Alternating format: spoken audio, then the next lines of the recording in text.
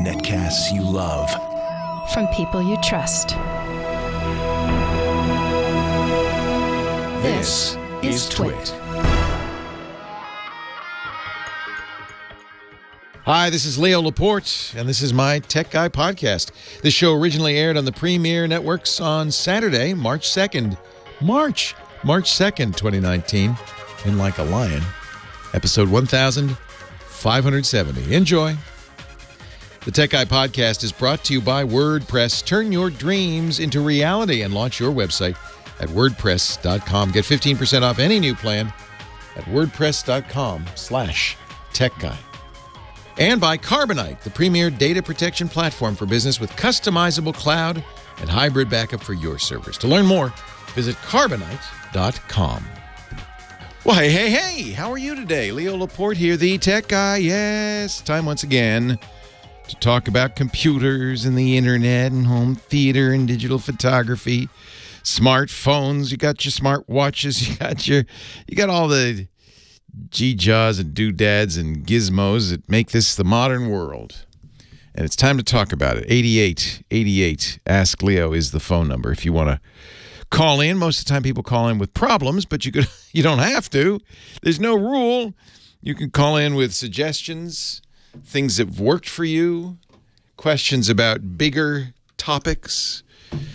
We talk a lot these days in the community of tech-interested journalists. We talk a lot these days about artificial intelligence, for instance.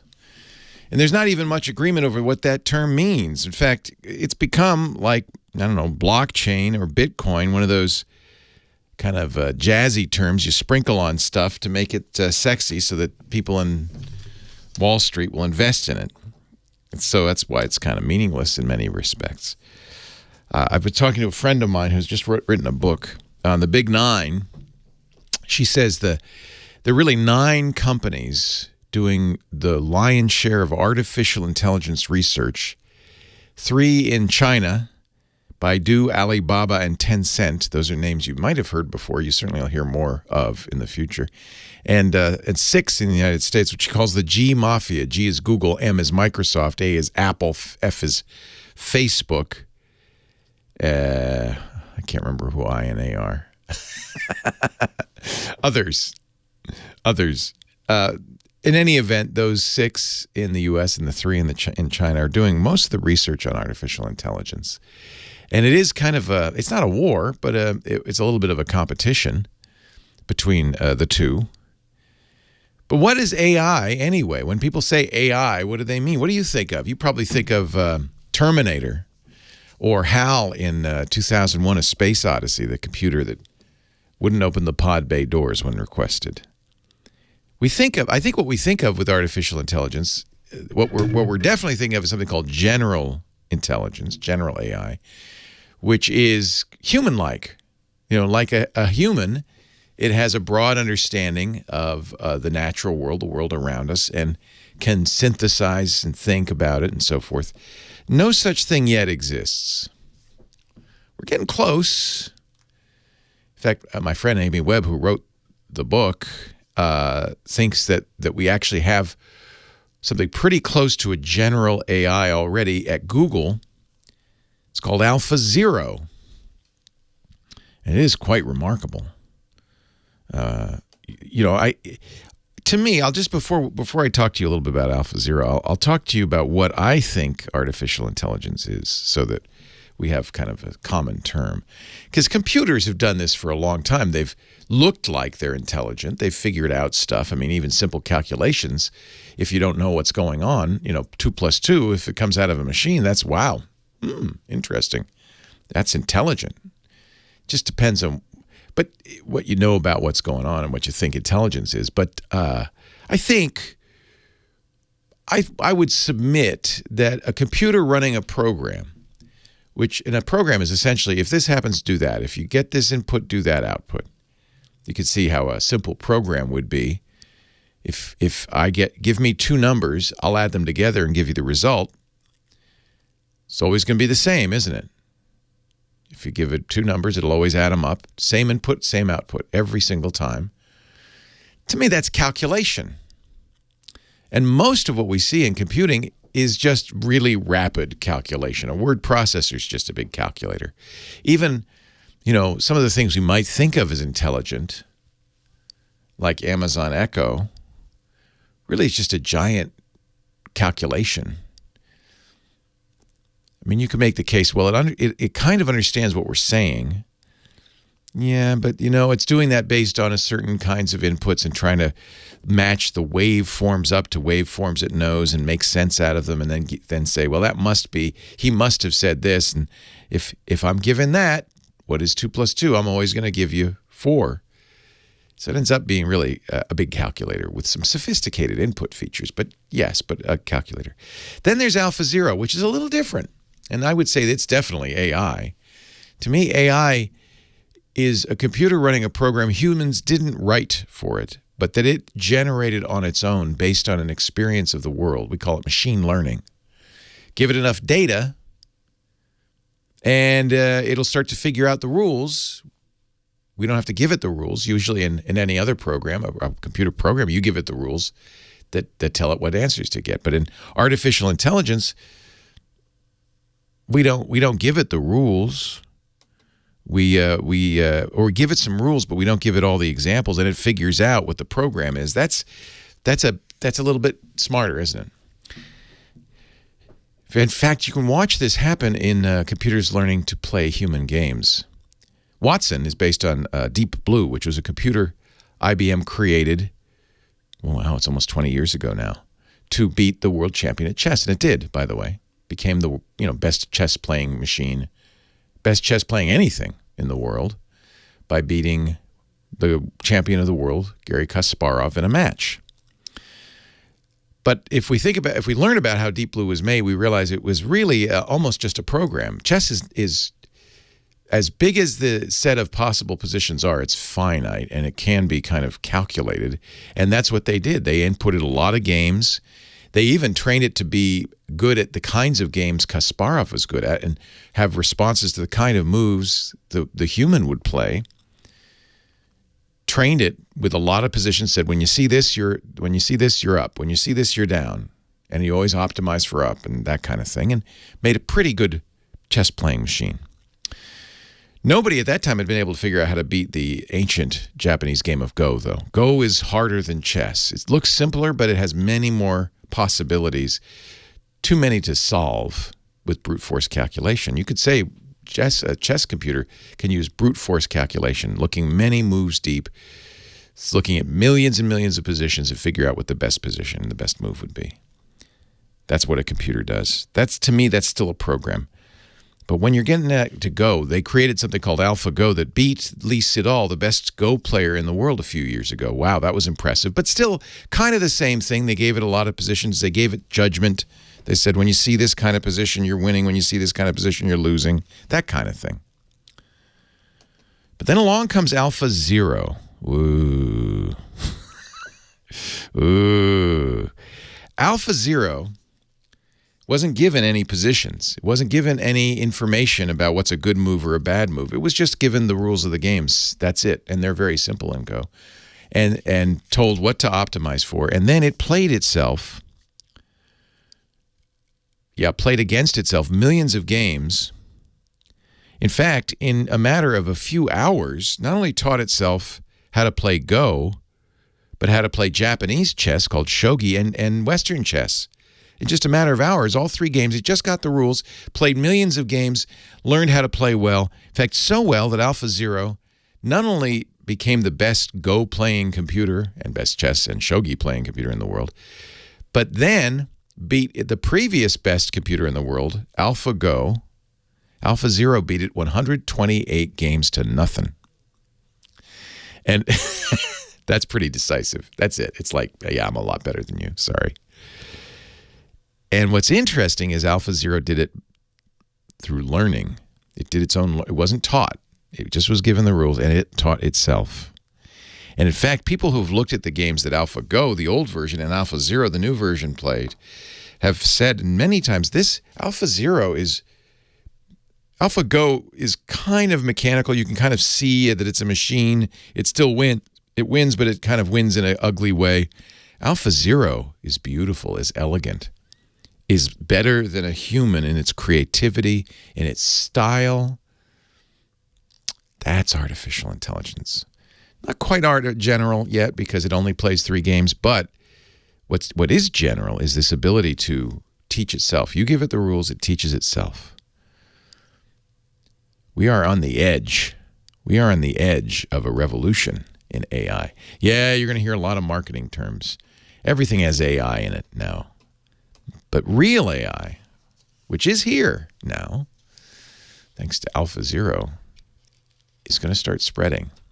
And it's going to make a very big difference, a very big change in our world. It's one of a few things that are going to make a huge change in our world. Imagine if you talked to your Amazon Echo and it didn't just understand kind of what you said and give you an answer, but if you could have a conversation with it and it seemed to understand you and your world and the world around us and could synthesize ideas. And that's soon. That's the next 5 years, 10 years. That's soon. Are you ready?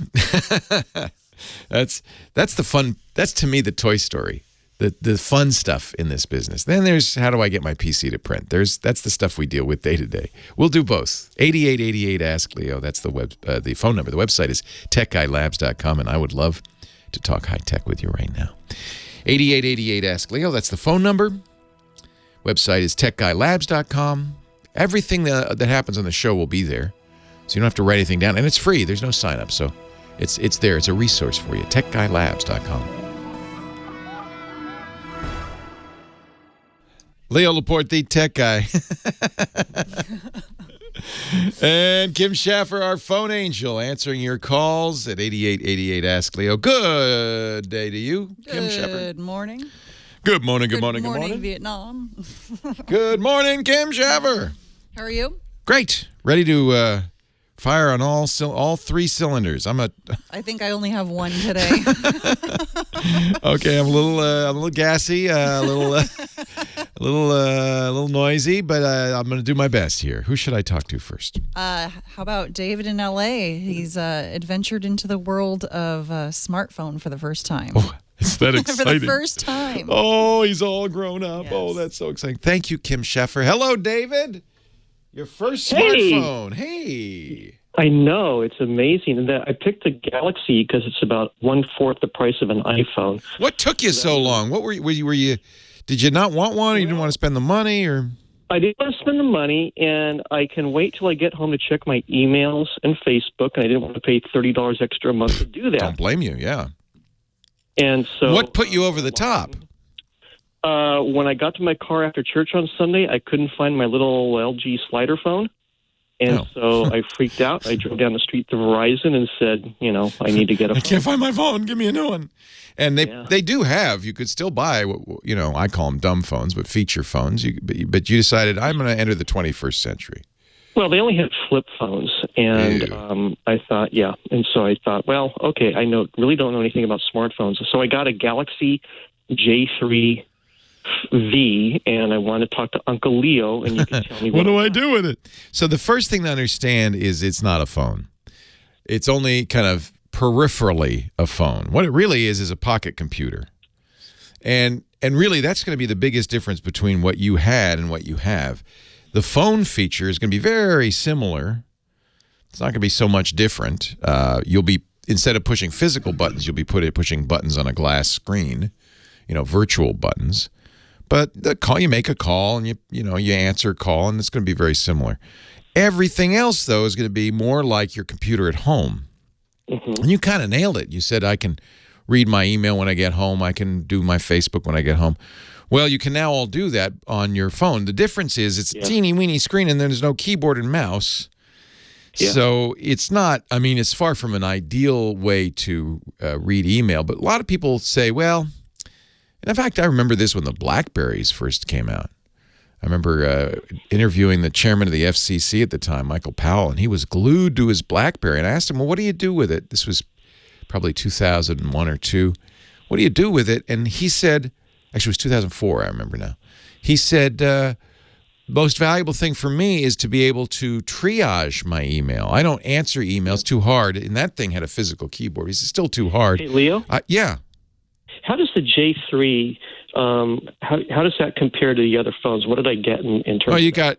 got a kind of inexpensive phone, as you point out. Mm-hmm. It is not the most powerful thing. One way that you're somewhat sacrificing is it only has 16 gigabytes of storage. So when you think about a computer, think about your computer with a 16 gig hard drive. Now, I remember when we had 2 gig hard drives, that was a lot. But nowadays with photos, which you're probably going to start because you now have a camera right in there, which you may have had before, but not much of a camera. This is a much better camera. And you're going to have a lot of storage used up by photos. If you start putting music on there, because, it'll play back music very nicely, you're going to have, a lot of room is going to be eaten up. So you're not going to be able to do all of that. The other thing about these less expensive Android devices, they generally aren't up to date with the operating system. I'm looking to see what operating system came on it. I'm sure not Android 9. It's probably not even Android 8. And honestly, that's a risky thing to do with an Android device. Android is not quite as secure as an iPhone, and the best way to keep it secure is to be using the latest version of the operating system, and even more importantly, to be getting all the updates. And Samsung kind of notoriously does not update all the time. I have a Samsung Note 9, which is a top-of-the-line Samsung device, and it's back on December's updates, whereas my Google Pixel Android device is going to have March's update soon, but it's up to February. So that means the Galaxy is at least 2 months behind.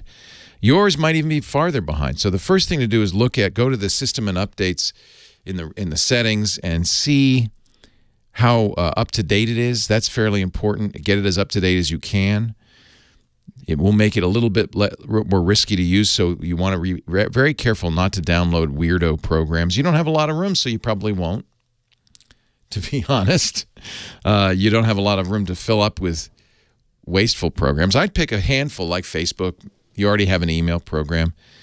Think of it as a simple computer. In the days of netbooks, it's kind of like that. It's a low-end Android device. Somebody in the chat room says it's 8.0, which is actually pretty good. In fact, my Galaxy Note 9 has 8.0 as well, Android 8.0. So that's pretty up to date. The other thing is those regular security updates. Keep it up to date as best you can. Keep the apps up to date. And I would download as few apps as you can. And remember, you don't have a lot of storage. So what I would suggest is using Google Photos. You'll have to download that. Samsung has its own Galaxy app, Gallery app, I should say, which I don't like. Download Google Photos. Google Photos will back it up to Google, and then you don't have to keep all your photos on your phone. You can just keep a small, the most recent photos, and the rest of them you'll stream. Things like that. It's not a bad phone. Not a bad phone. And as I was, my long-winded anecdote, thank goodness you cut it off, about the chairman of the FCC was he used it to triage his email, not to answer it, just to get rid of messages he didn't want to see.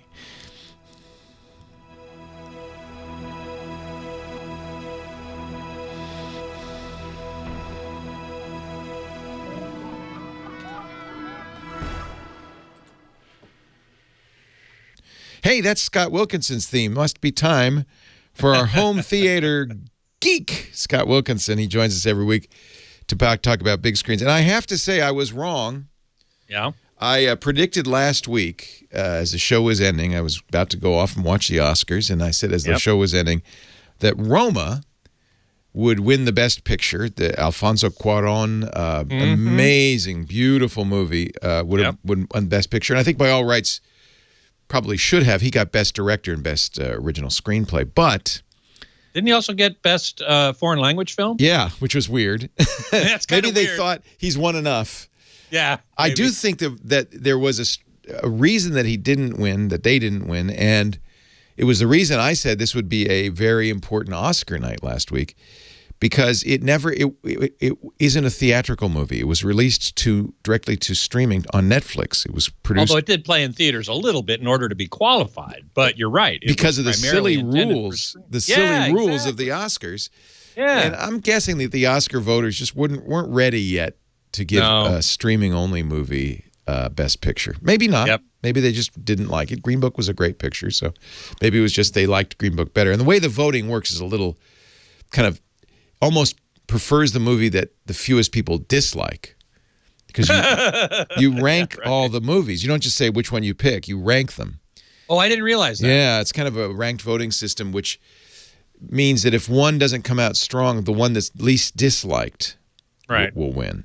And sometimes people put they say, for instance, Roma, we don't want Netflix to win, and they'll put it number 6, and it'll really bring it down, even if it gets a lot of number 1 votes. So who knows? It's all speculation. It will happen someday soon. And the fact that it's in there and won a number of Oscars, was nominated for 10, does say something. Yep. It says we're moving in that direction. You bet. Because everything's moving in that into streaming direction. I mean, we still have lots of theaters, and there are reasons, I think, to still go out to the movies, but that is changing. Yeah. So today, let's talk about something near and dear to your ear. Yes, indeed. I'm a champion of hearing protection and hearing conservation, and so is the World Health Organization, who tomorrow they've designated tomorrow as World Hearing Day. Now, this is a yearly thing. It's been going on for a while, and it happens to be tomorrow. And they are concerned, as I am, about hearing loss, particularly preventable hearing loss. Now, you can get hearing loss from a variety of reasons, including advancing age, certain medications. There are lots of reasons why you can get hearing loss, but I think the majority of hearing loss is preventable and is caused by people being exposed to sounds, music mostly, that's too loud. I actually did it to myself. Yeah? How's that? Well, when I was a young person, and I think young people do this, I loved loud music, especially rock and roll. And the louder the better. I would sit as close as I could to the speakers. I would go to very, very loud concerts. And I remember at the end of the concert, my ears would be ringing, and I wouldn't hear well for a day or two. And what I didn't know as a kid is that kind of exposure over time will degrade your hearing. Plus, in later years. Years later. That's the really insidious part about it. It's like smoking, you know? Yes, exactly. Same sort of thing. Well, what you experience there in terms of loss of hearing for a day or two is called temporary threshold shift, or TTS. And over time, that becomes permanent. I wear ear protection when I go to concerts now, and I don't listen too loud. And even though I wear headphones, I'm careful to keep those levels low, but the damage is done.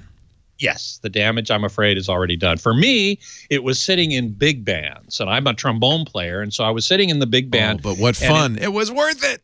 It was worth it. It was so much fun, and yet the trumpets are directly behind the trombones, and so they're blasting into my ears. Yeah.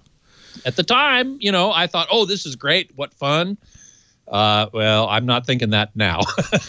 That caused some problems. Us oldsters, we're always saying two things to young people: protect your knees and wear earplugs. Yeah, and youngsters don't get listen. it. They think they're immortal and indestructible. I don't go to a concert without earplugs these days, and I have to say it does reduce the quality. It's hard to find an earplug that doesn't make it sound muddy.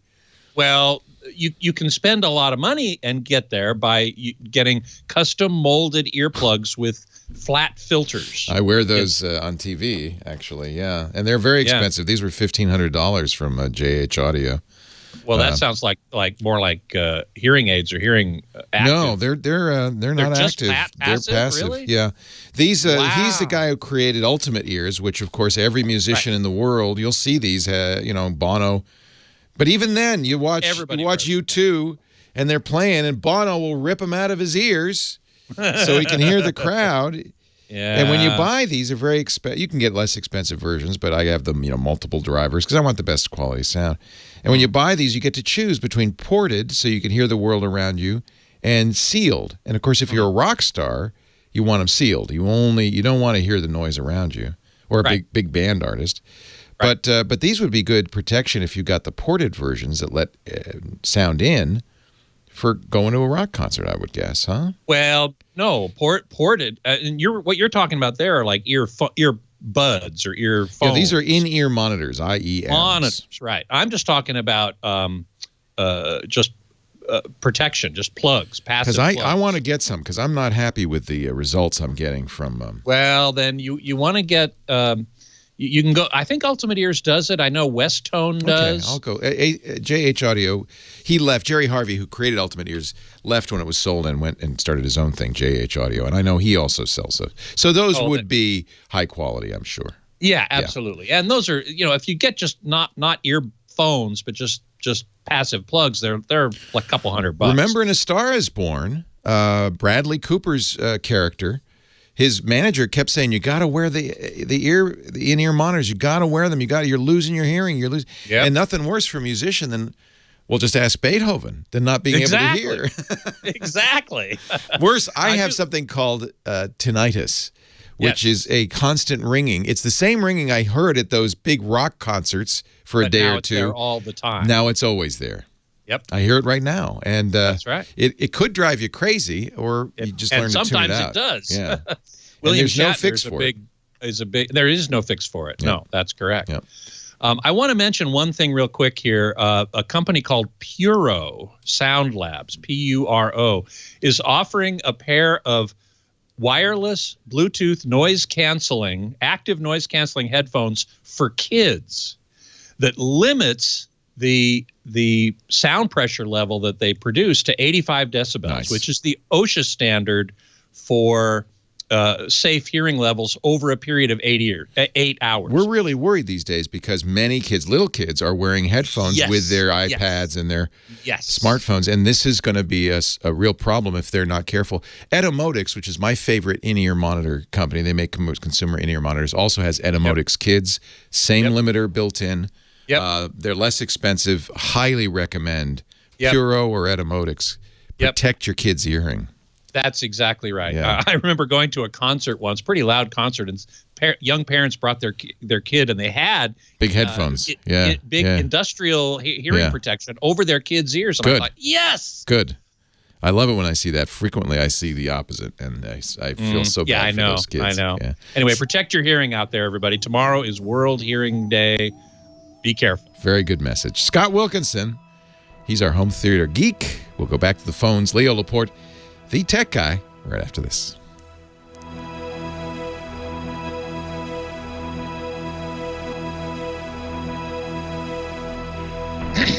Yeah, my tinnitus got even worse. Not so many, just a couple of years ago, I went to a band down here at the Mystic Theater. It was a Led Zeppelin tribute band. Oh man! And I went in. I was pretty close because it's a small theater, and something happened, and they just really and it was just in my right ear, right speaker, and boom, it hit me, and it was really painful. There was some glitch in the sound system. I don't know. I think they just were really loud. I immediately went and ran out, but put in earplugs. But ever since, this ear now rings even louder. So ooh. Well, it is possible to get a traumatic injury such as that. Yeah. That suddenly does things. Normally, hearing damage is cumulative over time, and that's what makes it so insidious. Yeah. That we were talking about. Yeah. A few years ago at CES, Harman sponsored a concert which featured Kiss. And I took my sound level meter in there and I measured it, and during each song they were averaging like 120 decibels. Yeah, that's normal. I don't go to any concert without hearing without earplugs these days. And sometimes it's loudness times time, right? That's correct. So sometimes I'll take them out, listen to one song, put them back in, just so I can hear what it sounds like. Yeah. I do that with movies sometimes. I wear hearing protection at movies because, movies are supposed to be at an average of 85, as I mentioned earlier, over the course of the movie. And most movies I measure are. But I believe that 85 is actually too high. Oh, that OSHA was too generous when they established that limit or that effective limit for an 8-hour workday, really, is what they were concerned with. And so if you average 85 dB over 8 hours, 85 dB is loud. Yeah. I mean, it really feels loud. And I think that, in fact, is damaging over 8 hours. I think OSHA should have set the limit lower, and they didn't. But it's too bad. That was it. It's too bad. Yeah, I don't wear earplugs to the movie theater, but we always go to the same theater, and I think they've been pretty good. Black Panther was pretty loud. It was pretty loud. Yeah. Yeah. I might start having to wear earphones there, earplugs. You know, you don't.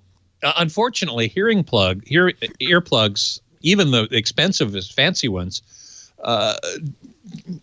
decrease the amount of directionality or the sense of directionality. Yeah. You know, so the Atmos and surround sound is less effective when you're wearing earplugs. I do know that. Just another argument for staying home with your nice Atmos where you surround. can control. Yes, where you can control. Yeah. The volume. And I will turn up the sub, just because then you get a sense of loudness without hurting your ears. Sure. Plus the fact that I've talked to my ENT about this, ear, nose, throat doctor, and what the ear is so much less sensitive to very low frequencies that you can crank it up without damage. So that there's nothing wrong with that. Yeah. Yeah, good. That's good to know. Yeah, I rattle the walls, but at least I'm not hurting my ears. Somebody says he likes Eargasm. They're fairly inexpensive, $39 for high-fidelity earplugs. Oh, I haven't heard of those. I have to go look them up. Yeah, $35. Yeah. Oh, that's great. For concert musicians, motorcycles, noise-sensitive edition. Huh. So let's see. Keith 43 says, so if I... Sorry. Hang on. You're going to stay for the top, right? Yeah. Leo Laporte, the tech guy. I know that Big Pee-wee, our musical director, never turns up the music in the studio too loud. Do you, Big Pee-wee? He's laughing. Man, when I was a young DJ, I would crank it, and I would listen way too loud. I had no idea what I was doing to my ears. I hope people take this Scott's lesson and my lesson to heart and do something. Chat room recommending, John in Florida recommending a fairly inexpensive high-fidelity earplug for concerts called Eargasm, and they're on Amazon for about $35. So that's not bad. I haven't tried them. The key, of course, for me is somehow finding earplugs that I could still hear the full fidelity music, and almost always you reduce the quality. And Scott was pointing out that if you go to a movie, which you probably should these days since movie theaters really amp the volume up too loud in some cases, and you wear this hearing protection, you may also lose some of the directionality, some of the surround sound, the Atmos, some of the stuff that we really have come to like might also disappear, which is a good argument for having a nice home theater with good surround sound speakers, so you can keep it at a safe level and still enjoy it. 8888 Ask Leo. Line 1, Scott, Hesperia, California. Hi, Scott. Hey, Leo. How are you? I'm great. How are you? I'm good. Good to talk to you again. Yeah, I want to set up a personalized email address. I purchased a domain name from Hover. Great. But I'm not sure what to do next. I know Hover has their own service, and maybe I should just stay there, but I wonder if you have any other recommendations. I'll tell you some choices. So this is, by the way, something I tell people to do all the time. I think it's a great idea. I do it. The reason is if you own your email address, like scott@myemail.com or whatever it is, actually even better would be scott@mylastname.com. It, first of all, looks more professional, right? It's better than AOL or even Gmail. It looks more professional. You have your own address. It also has the advantage of flexibility. That will be now your permanent email address. You need never change it for the rest of your life. People could send you email at that address, but you have the luxury of moving to any email provider you want and just having Hover, or whoever your domain registrar is, forward it to that place. So you have a lot more flexibility, and you don't have that problem of, oh, now I've got to change my email address. It's the same reason I use Google Voice for my phone. I want to have one phone number that's never going to change for the rest of my life. Google Voice lets you have it ring any phone you want. So I only give out that one phone number, a vanity phone number, if you will, or a vanity email address, and that will always ring the phone I want and send it to the mailbox that I want. So now the next question is, who do I use as a provider? And as you correctly, by the way, I should mention Hover's a sponsor of some of our podcasts. But So I mentioned it. Yeah, thank you. Most registrars will do the same thing. Some offer email service, just like Gmail or Yahoo or AOL or Outlook.com or your internet service provider. There are lots of places you can get email service. Generally speaking, domain registrars don't offer very complete email service. So honestly, Gmail is free, is very, very good, but there are a lot of other places you can get email hosted for you. And I think there's a lot to be said for using a more powerful service. I actually pay $100 every 3 years for Fastmail, which is a Australian company that provides excellent email facilities. That's a good choice. And another sponsor I've mentioned before, the Helm, thehelm.com, actually lets you set up your own server in your house. All of these are options for you at Hover. Hover will let you redirect that email address. Weirdly, they charge. I think for $5 a month, you can buy 5 addresses. So you could have, Scott at Hesperia.com, your Lucy at Hesperia.com, Sally at Hesperia.com, and Joey at Hesperia.com. Each of them would have their own unique address. Each could be forwarded to a different email provider. So it's not like Lucy and Joey would be able to see your email or vice versa. But they do charge you for that, which is a little weird because, honestly, all you have to do is change the domain name system. It's a little more complicated, and you can do it for free. And that's what I do with Fastmail. So I have registered Leoville.com. I've had it for years. It's at Hover.com. I can pay Hover $5 a month to have it forward my mail to Fastmail, or I could have Fastmail become the domain name company, not the registrar. And that's the important distinction. When you register a domain name, you do it with a registrar. They may or may not provide other services like email and DNS. Hover does, in fact, provide both. Actually, they don't provide an email storage thing, but they provide an email redirector, and they will charge you for those. But honestly, you can just say, go to your Hover, your domain that you registered at Hover, and say, you'll see in the front page, if you go to the settings, it'll say, okay, our domain name servers are DNS1 at Hover.com, DNS2 at Hover.com. That means Hover is your domain name server. The phone book that people will look up what Scott.com goes to. But you don't have to have it be that. So with Fastmail, and other providers will do that, I don't know if Gmail will, Fastmail will, I can have Fastmail do it. So all I do is I go into that Hover thing and I change it to ns1.fastmail.com, ns2.fastmail.com. The minute anything comes to Leoville.com, Hover just bounces it off, for free, by the way, to Fastmail. Fastmail then handles all the email stuff.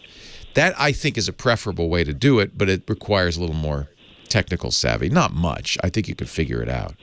You do not need to. There's a third way you could do it that's more complicated, changing the A record and the DNS record and things like that, or the MX record is the mail record. I wouldn't mess with that unless you know what you're doing.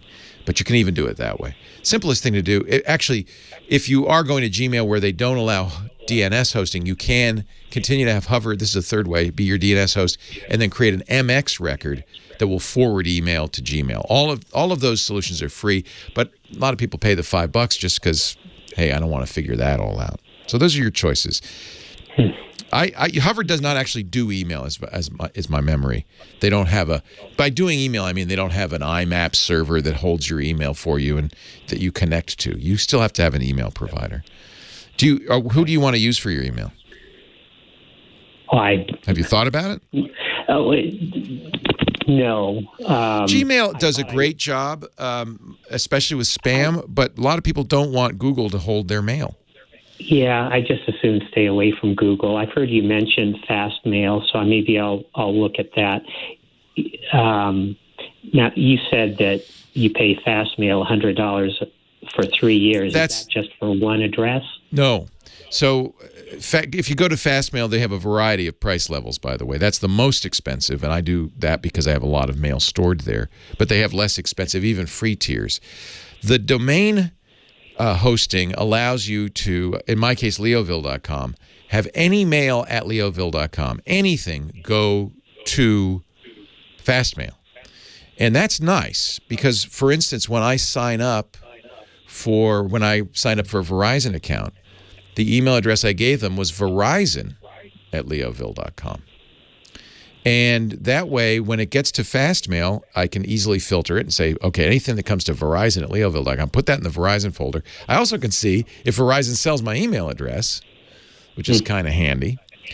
So you can have as many as you want if you do it that way. Hover gives you 5 for $5, so you can see the advantage of just having Fastmail handle it. I'm not sure what tier of service, I'd have to look that up, Fastmail requires for you to have domain hosting. Let me just look. Standard is $50 a year, and you can use your own domain. So $5 a month or $50 a year, you can use your own domain. Okay. I pay for the professional version, which is actually $90 a year. For some reason, I buy it 3 years at a time, so maybe I get a further discount. It's worth it because that's 100 gigs of storage, and I personally want to keep every email I get. I don't want to get rid of anything. Well, that's one of my questions as well. How much storage do you need? Again, just looking at Hover, their middle tier is 10 gigabytes of storage. That doesn't seem like very much. That's not much. So they do have email. That's interesting. Yeah. I wouldn't use a registrar as an email provider. I would use somebody that really, this is what they do. Maybe look at Fastmail, but there are many others. And I do think I'll tell you, I have 11 years worth of Google Mail. It's about 40 gigabytes. Interesting. So 100 is a lot. Yeah. Fastmail has some nice features too. You can have some folders automatically empty themselves every month or 3 months. I do that with my newsletter subscriptions. I don't have any reason to keep those. So you can get very sophisticated. I would look at Fastmail. I honestly think they have a very rich feature set. Leo Laporte, the tech guy.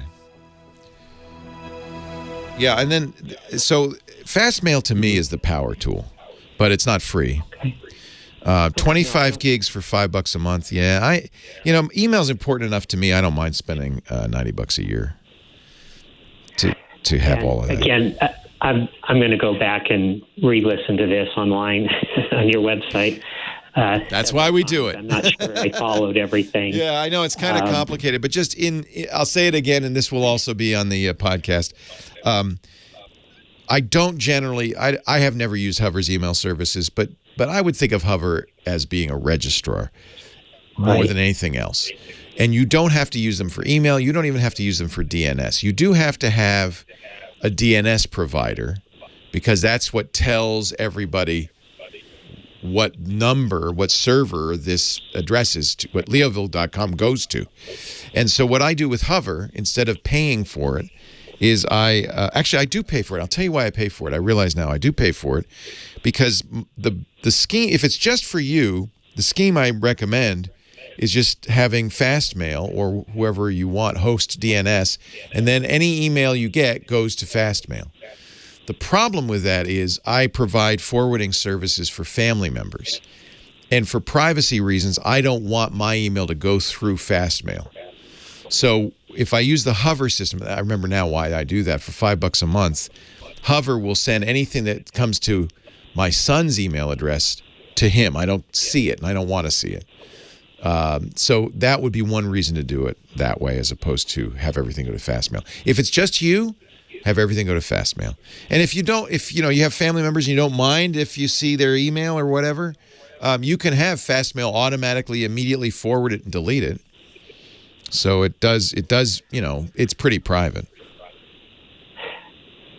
Okay. Yeah, right now it's just me, but I try to think future. Someday I might have family that wants to get in on it. This is the beauty of it. You can change this at the drop of a hat. If in 6 months you say, no, I'm going to go back to Hover, all you do is you change the domain entry. 15 minutes later, it's back at Hover. That's why you registered the personal address. So Hover right now I've done is register the domain at Hover. Right. And you'll see if you go in the domain entry that your DNS provider is Hover, ns1.hover.com, ns2@hover.com. If you create a Fastmail account, either standard or professional, and you go into Fastmail, there's a domains entry in the settings, and you can add domains.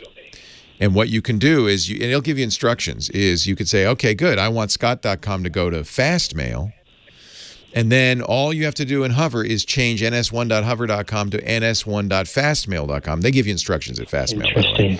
And then all Hover's doing is it's got the domain name, and it has the entry in its database that when stuff comes to that domain name, it goes to Fastmail. Okay. And it tells the world that. So Hover doesn't even do anything anymore. The canonical name servers up in the cloud, the 13 phone books for the whole internet, all of them say leoville.com goes to Fastmail. Okay. And that's what you now, want. is Fastmail, are they based in Australia? Yeah.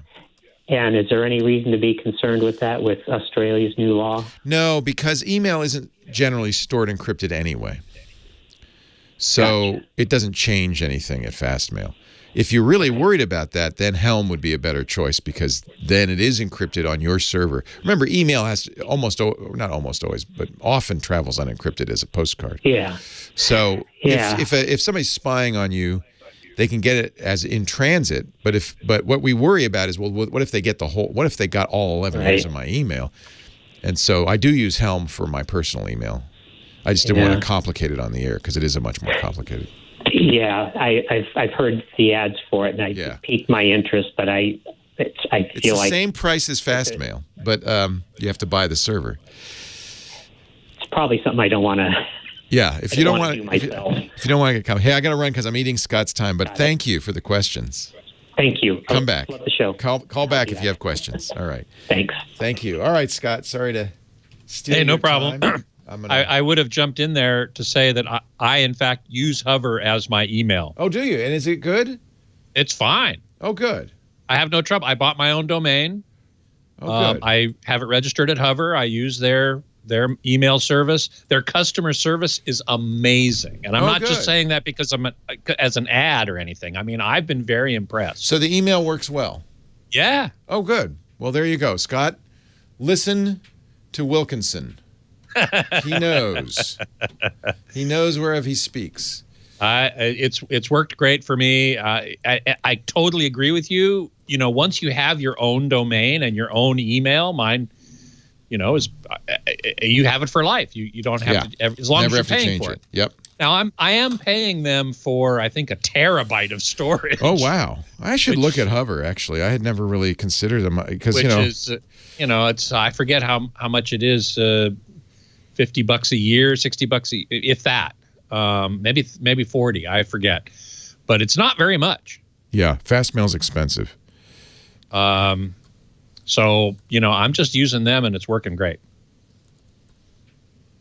Good tip. So anyway,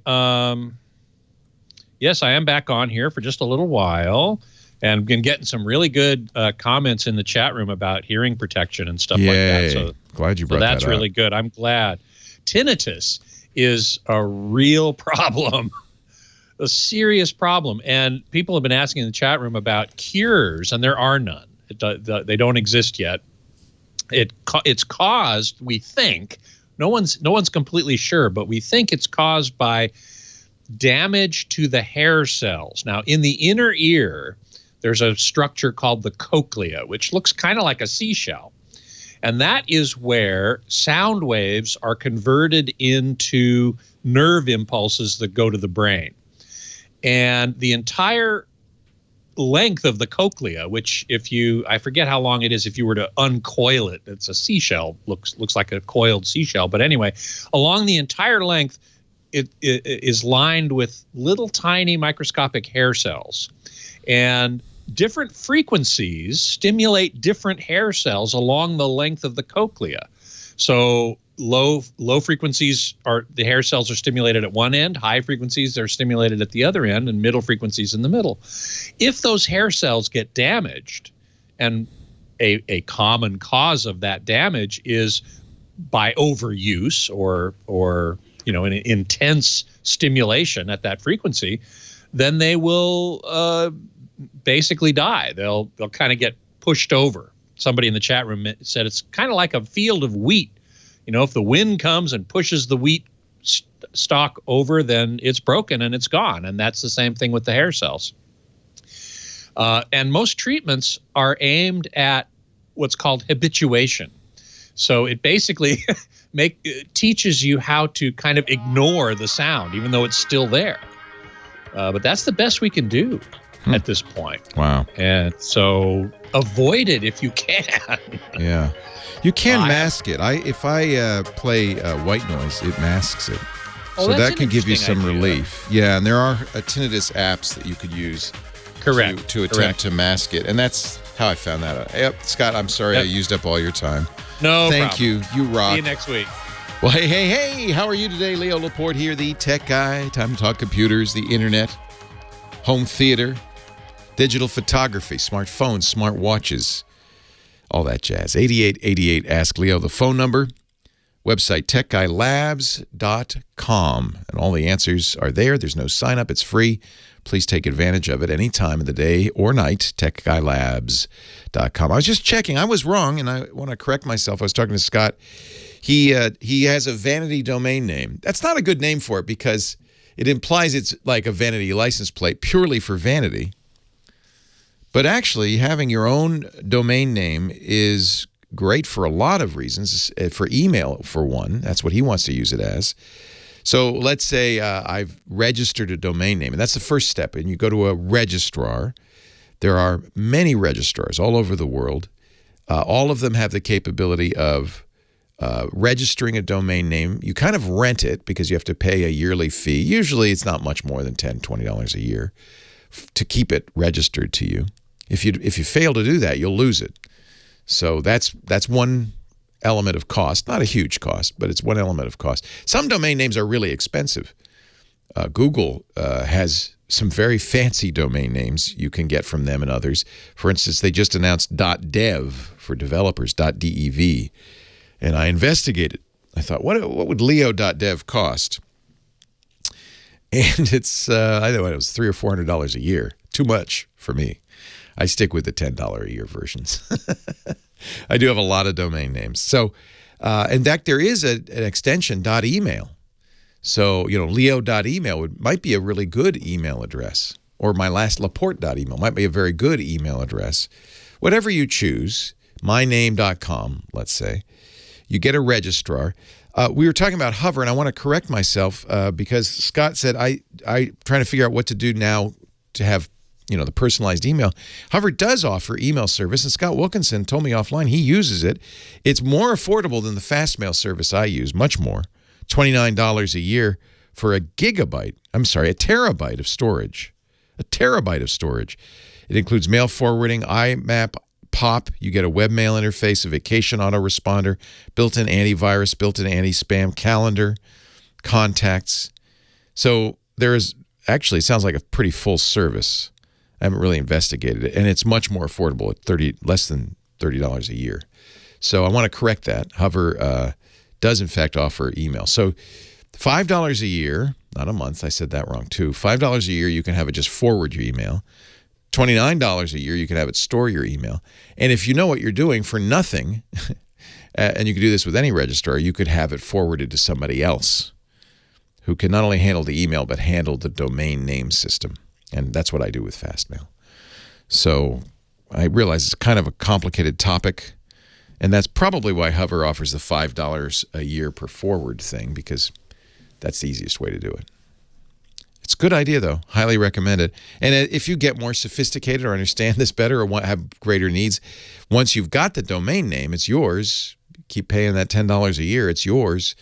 And then you can, get more sophisticated as time goes by. 8888 Ask Leo, the phone number. On line 2, it's Michael, Huntington Beach. Hello, Michael. Hello. Hello. Good morning. I'm very well. How are you? I'm good.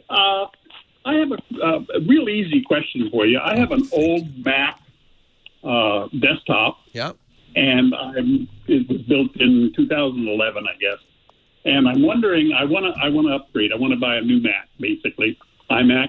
Mm-hmm. And I'm wondering, it seems like they've been kind of ignored as far as updates by Apple. And I'm wondering if I can buy now or wait.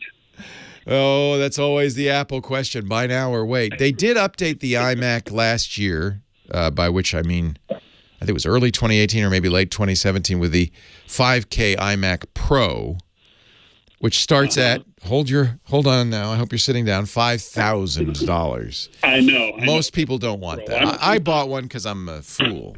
I'm an Apple fool. But most people would be hard-pressed to find a need for anything that expensive. I don't. Yeah, I don't know if they're going to update. I'd love the 5K iMacs, by the way. I would still get a 5K. I just wouldn't get a Pro. I don't know if they're going to update it. You know what? They did just update, of course, not only the laptops, but the Mac Mini, which they hadn't updated for 4 or 5 years. Mm-hmm. That new Mac Mini is not a bad choice. You could get that and get an inexpensive or expensive, depending on your budget, monitor, your own keyboard and mouse, and then it would be like an iMac, except you could get maybe a bigger monitor or better monitor. Apple makes pretty good monitors, but they're pretty pricey too. And with the Mac Mini, you can kind of get a variety of CPU, memory, and hard drive choices. Plus, it's got more connectivity than even an iMac. So if you ever thought, for instance, you wanted to drive multiple monitors, which is a great way to get more productivity. A lot of people do that. I have 3 at home. I do it with an iMac, but I'm stuck. That center monitor is always going to be an iMac, and then the 2 other monitors.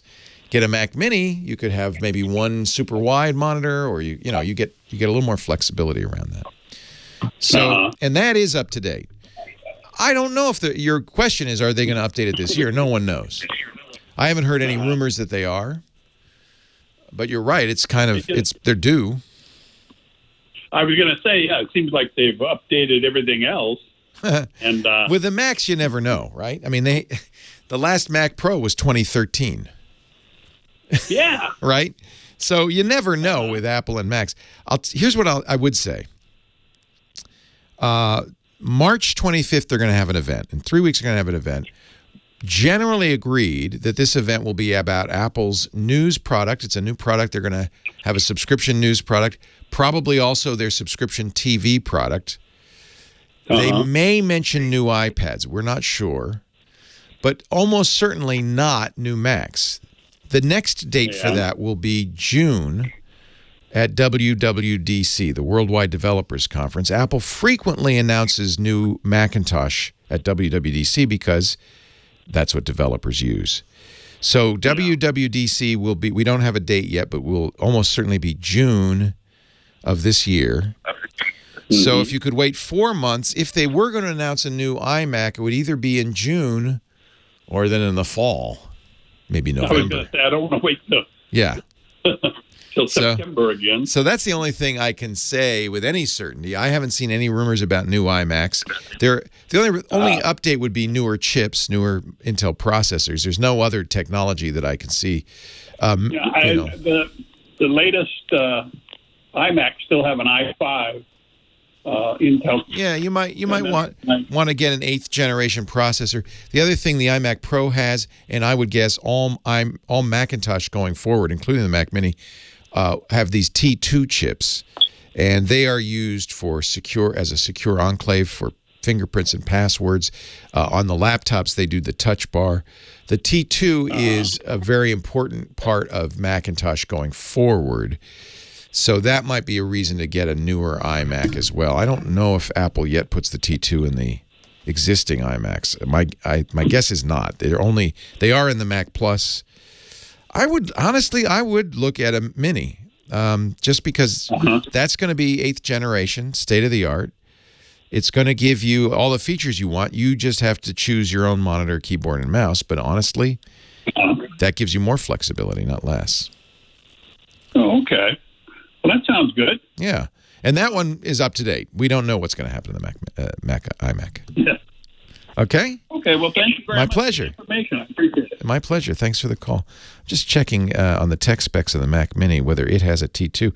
I would bet it does, because I think the idea of this T2 going forward is going to be critical to security on the Macintosh, and even to keeping people from using other operating, putting Macintosh on Hackintoshes, we call them, putting Macintoshes on PCs, Macintosh operating system on PCs.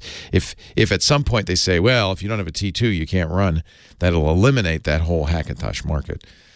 I don't see a T2 in it, so maybe not. They go very, up to date i7 if you want, 6-core i7, 3.2 gigahertz. You can really get a power, but you pay for it. It's less than an iMac. Leo Laporte, the tech guy. We'll take a little time out. Get more of your calls in just a bit. Johnny Jet's taking the day off while he's flying today. He'll be back tomorrow. And I'll take more of your calls right after this. So the Mac Mini does have the T2. Okay. Yeah, that was kind of my memory, that all the new Macs will have T2s going forward. Hey, let me talk about our sponsor, because I'm a fan. It's where my blog is, WordPress.com. I've been a WordPress.com user for 12 years. I actually have been a WordPress user for longer than that. I first started using WordPress for my blog when it first came out. I had my own server. I installed the software. I ran it for a long time. And then I realized, I'm spending a lot of time keeping it all happy and running, and it's costing me a lot of money for this server. Why don't I just use WordPress.com? It costs less. They maintain it. They keep it secure. I can focus on blogging. I love WordPress. In fact, I'm not alone. WordPress powers 33% of the internet. 12 years I've been using WordPress. You want to see my site? Go to leolaporte.com. That's my WordPress blog. If you don't have a website, or you are not happy with your current website, or you're paying too much for your current website, please check out WordPress.com. It's easy. You don't have to be a guru of HTML. You can, they've got simple site building tools, virtually unlimited themes, and great support 24/7 from real WordPress experts. I've always got such great response from the WordPress tech support folks. And you can ask them questions like, the last time I contacted them is, I need a theme that does this and this and that. What do you recommend? And they were great. They gave me a great theme, which I still use. WordPress lets anyone pursue whatever it is they love by launching a site free to start with room to grow. So there's no reason right now not to go to WordPress.com/techguy. In fact, there's good reason to do so. You'll get 15% off any new plan purchase. WordPress makes a place that's yours, and that's why it's so important. So much better than, you might say, well, as a business, I have a Facebook page, I have a Twitter, I have a Yelp. What do I need a website for? Well, I got to tell you, when I go look at Yelp, I always click the link that says website. I want to see the website. That's where the menus are. They're up to date, pictures. It's your home on the net. No one can take it from you. You can upload images, video, text, anything you want. You can download it again, too. It's never trapped there. It's your place, your home. Everybody needs their home on the net. And you can create with WordPress.com your own domain name. I'm leolaporte.com. So it really is, yourbusinessname.com, your place on the web. The support team's there 24/7, so you're never alone. It's very powerful, so powerful that some of the biggest publishers in the world, Fortune, for instance, and Quartz is amazing, and they use WordPress.com to build their websites. Millions of people use WordPress.com every day to turn their dreams into reality. You should too. Go to WordPress.com/techguy for 15% off your new website. WordPress.com/techguy. WordPress.com/techguy. We thank WordPress for their support of the Tech Guy podcast and for keeping my site running. I just posted I have a couple of new posts I want to do at WordPress.com. That's what's cool about it, is it encourages you to post, because you're not spending any energy on anything else. You just, you're putting your content out there. I love that. Leo Laporte, the tech guy. Sushi Dub in our chat room asked me, what's this thing you were talking about with Scott about Australia and email? The beginning of the year, Australia passed a new law that many people are just really up in arms about, requiring any provider of an internet service to be able to, upon request by law enforcement, provide an unencrypted version of the data. So the concern is that if you're using an encrypted messenger program, let's say Signal, which is the one we recommend, and is fully encrypted. Even Signal doesn't have the unencrypted message. It is now going to be a challenge for Signal to operate. It might even be illegal for Signal to operate in Australia unless they weaken their encryption in such a way that they can decrypt it. They're not going to do that, obviously. So, you know, it's a real problem for companies that provide encrypted services. Apple, for instance, with the iPhone. If law enforcement comes to Apple and says, we want to know what the contents of Leo's phone is, Apple can't give it to them. They don't have the keys. I have the keys. As it stands today, Apple can't give it to them. That's why the FBI went to Apple and said, well, you've got to give us a way to crack into this passcode so that we can get the encrypted data. Because if you unlock the phone, then the data is available. But if I use a strong password instead of a 4-digit passcode, even Apple can't get it. There's nobody can get it. It's encrypted. Except that means that Apple no longer can sell iPhones in Australia. Or they're going to have to provide a backdoor into the encrypted data on an iPhone, or at least have it for themselves, so that if Australian authorities come knocking, they could say, okay, here's Leo's stuff. We don't like that, and I'll tell you why. I'm not worried about law enforcement so much as bad guys. Anytime there's a backdoor in anything, there's always the risk that bad guys will get access to the key. And Apple can say, oh, we won't let anybody have it, but there's a very long history of this stuff leaking out and bad guys getting it. So it doesn't... yes, it makes it easier for law enforcement to catch criminals by snooping into their phones, but it also makes it a much more dangerous world for all of us.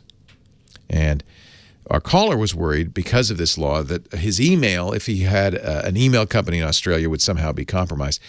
But this doesn't happen on email because email is already unencrypted. That's the nature of email. It's sitting on Google's server or Yahoo's server or AOL or Outlook or whoever you use for an email provider, your internet service provider. It's sitting there in plain text. It has to be, otherwise your email provider couldn't, for instance, provide spam filtering. They wouldn't be able to see into the email to filter out spam. It's just the way email is. So I don't worry about fastmail being in Australia because it's not encrypted. If I want to encrypt email, I can, by the way.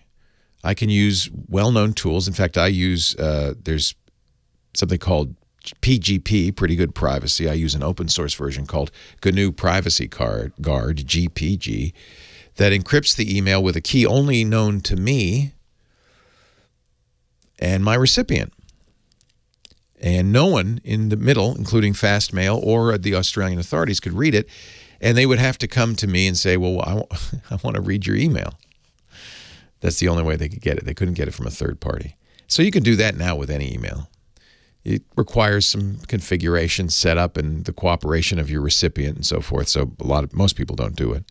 There's also a technique called S-MIME that will do the same thing. You get a certificate from a certificate authority. It has an encryption key in it. It actually has 2 keys. All of these systems work with public key cryptography. Now I'm really getting into the weeds. If you need to sleep, this would be a good time to lie down. Don't do it while you're driving.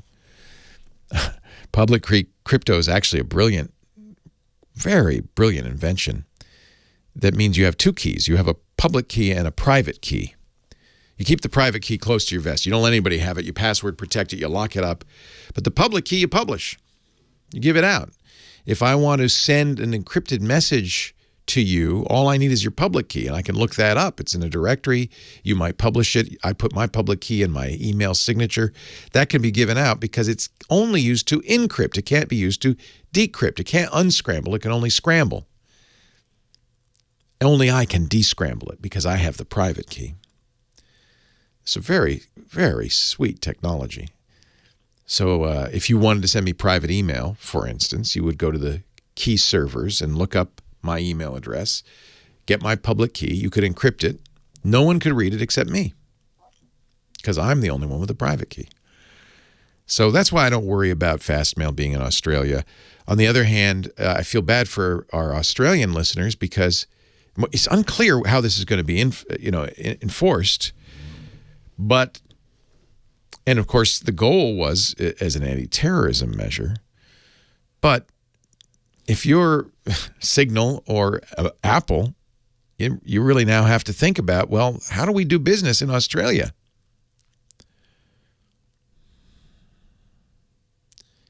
It's going to be interesting to see as this bill, which was passed and is the law. So far as I know, no one in Australia, no law enforcement in Australia has invoked the law to get a back door. But they could. I'll let you know if they do. Yikes.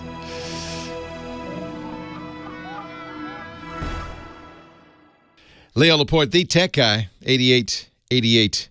Ask Leo. We're taking votes on what Kim Schaffer's theme song should be. We have the best musical director. Don't you agree, Kim? I agree. Yeah. He has added so much to the show. Big Pee-wee, we call him. He's a ray of sunshine. Yeah. Yeah. I just every morning, me and Alex say to each other, man, we wish we had 1/100th of Big Pee-wee's energy. He's got the energy. He just has the energy. Yeah. And it's a positive energy, too. Yeah. So. Oh, he's blushing love now. it. Yes, he is blushing. We're making Big Pee-wee blush. Our musical director. Let's go back to the phones. We have lots of calls because I've really been dilly-dallying, and I apologize. First to Denny in Camarillo. Hello, Denny. Hi, Danny. Hi, Leo. How you doing? I'm great. Welcome. Sorry to keep you waiting so long. No, it's okay. Very long-time listener and first time I've ever called. So oh, wonderful. Welcome. Thank you. I had a quick question. I do a lot of advising for technical support for my parents. And we all do. Yeah. My dad's in his 80s, but he's actually quite tech-savvy. And mom, too. She's in her 70s. Nice. And they're wanting to get off of paying for cable Yes. and their phone service. So they want to cancel their landline and they want to cancel their cable service. Yeah. And they've asked me to put a plan together by where they could do all through their cellular data. They want to be cord cutters.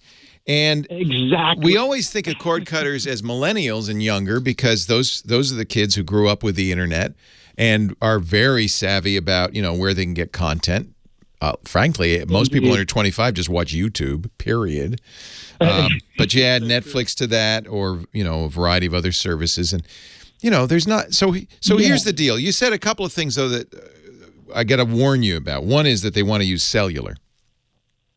Yes. And so cord cutting requires you have an internet service provider of some kind. Yes. And if you'll need a certain amount of bandwidth depending on how many streams at a time. If it's just them, it's probably one. But if you have a family, there might be multiple streams at a time. And on how high quality they want the stream to be. If you want to watch, in fact, Netflix has a page where they say, look, if you want to watch 4K, you're going to need 25 megabits, a real solid 25 megabits down. And down from there if you want to watch HD. If they have an HD TV, which is probably what they have, do they have a 4K TV?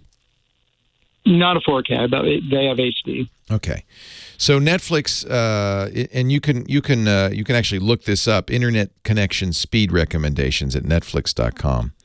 Netflix says if you want HD quality, you only need 5 megabits. I would say more. I would say 10, but 10 is not hard with LTE if they're in an urban area. They're not way far out in the boonies. But you can check. So that's the first thing to do is look at what speed they're getting.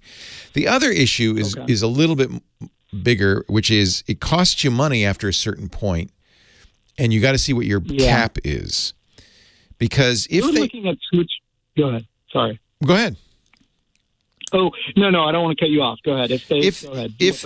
So one thing to keep in mind at 5 megabits per second for HD quality is you're going to be doing maybe half a gig an hour. So if they watch a movie that's a gigabyte. Good to know. Uh-oh. Uh-oh. Yeah. If they watch, in other words, and you could do the calculations yourself, but if they watch 2 hours of TV a night for 30 nights, that's 60 gigabytes. That's probably more than any bandwidth cap, unless you're getting a special home service. Who's their cell carrier?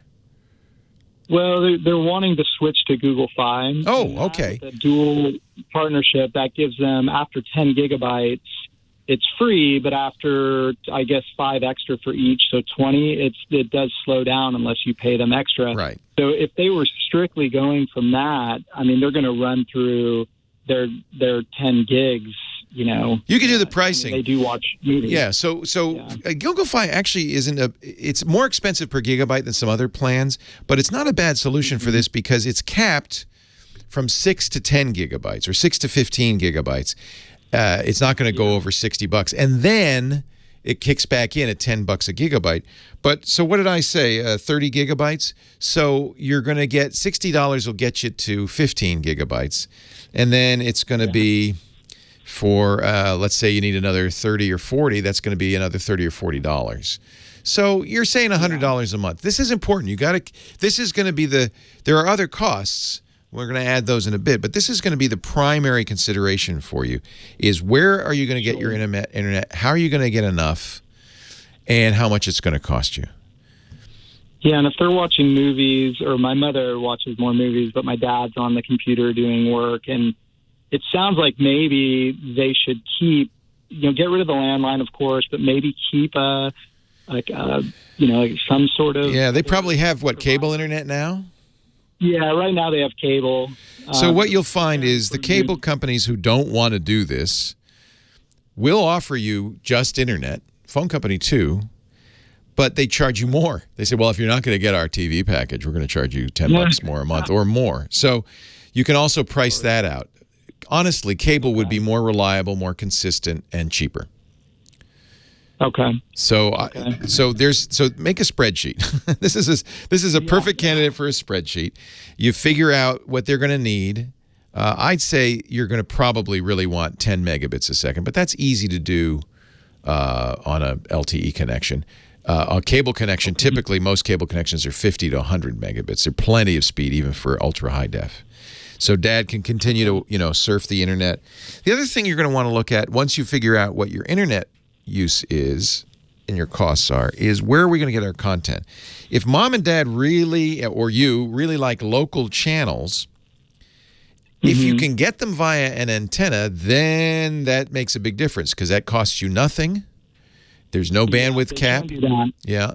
Yeah. So for Super Bowl, Oscars, Netflix, Amazon, but yeah, for the TV, they could just do the antenna. Yeah. You're right. So you're going to get an antenna, hook that up. You're going to need probably to buy a device that is both a tuner and a DVR, because we want a DVR stuff. Channel Master makes one, so does Silicon Dust, the HD Home Run. And TiVo makes one. You were looking for something that will do over-the-air, OTA. You don't have to do that with the streaming services. They all have DVR. If you didn't have antenna, then I would look at one of the over-the-top TV services. My favorite is YouTube TV. It's tv.youtube.com. For $40 a month, they give you, in most areas, your local channels, plus a selection of cable channels.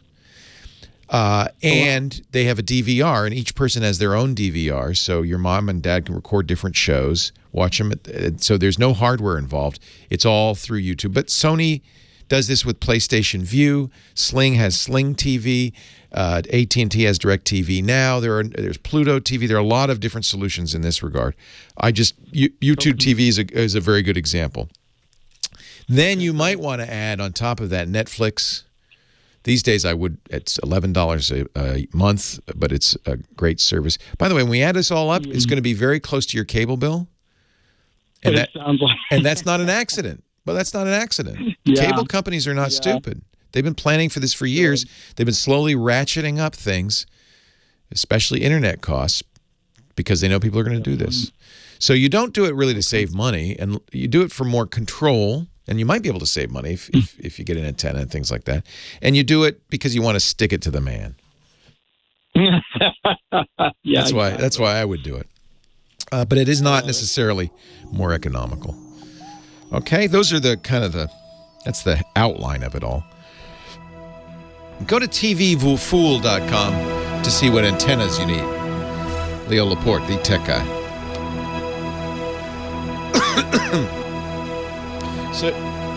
So you're going to need an internet service provider. You're going to figure out that cost, and you're going to do some math to figure out how much bandwidth they're going to need, what the bandwidth caps have to be.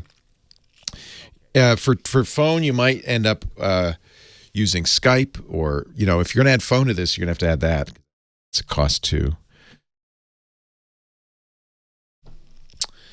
But that's the outline.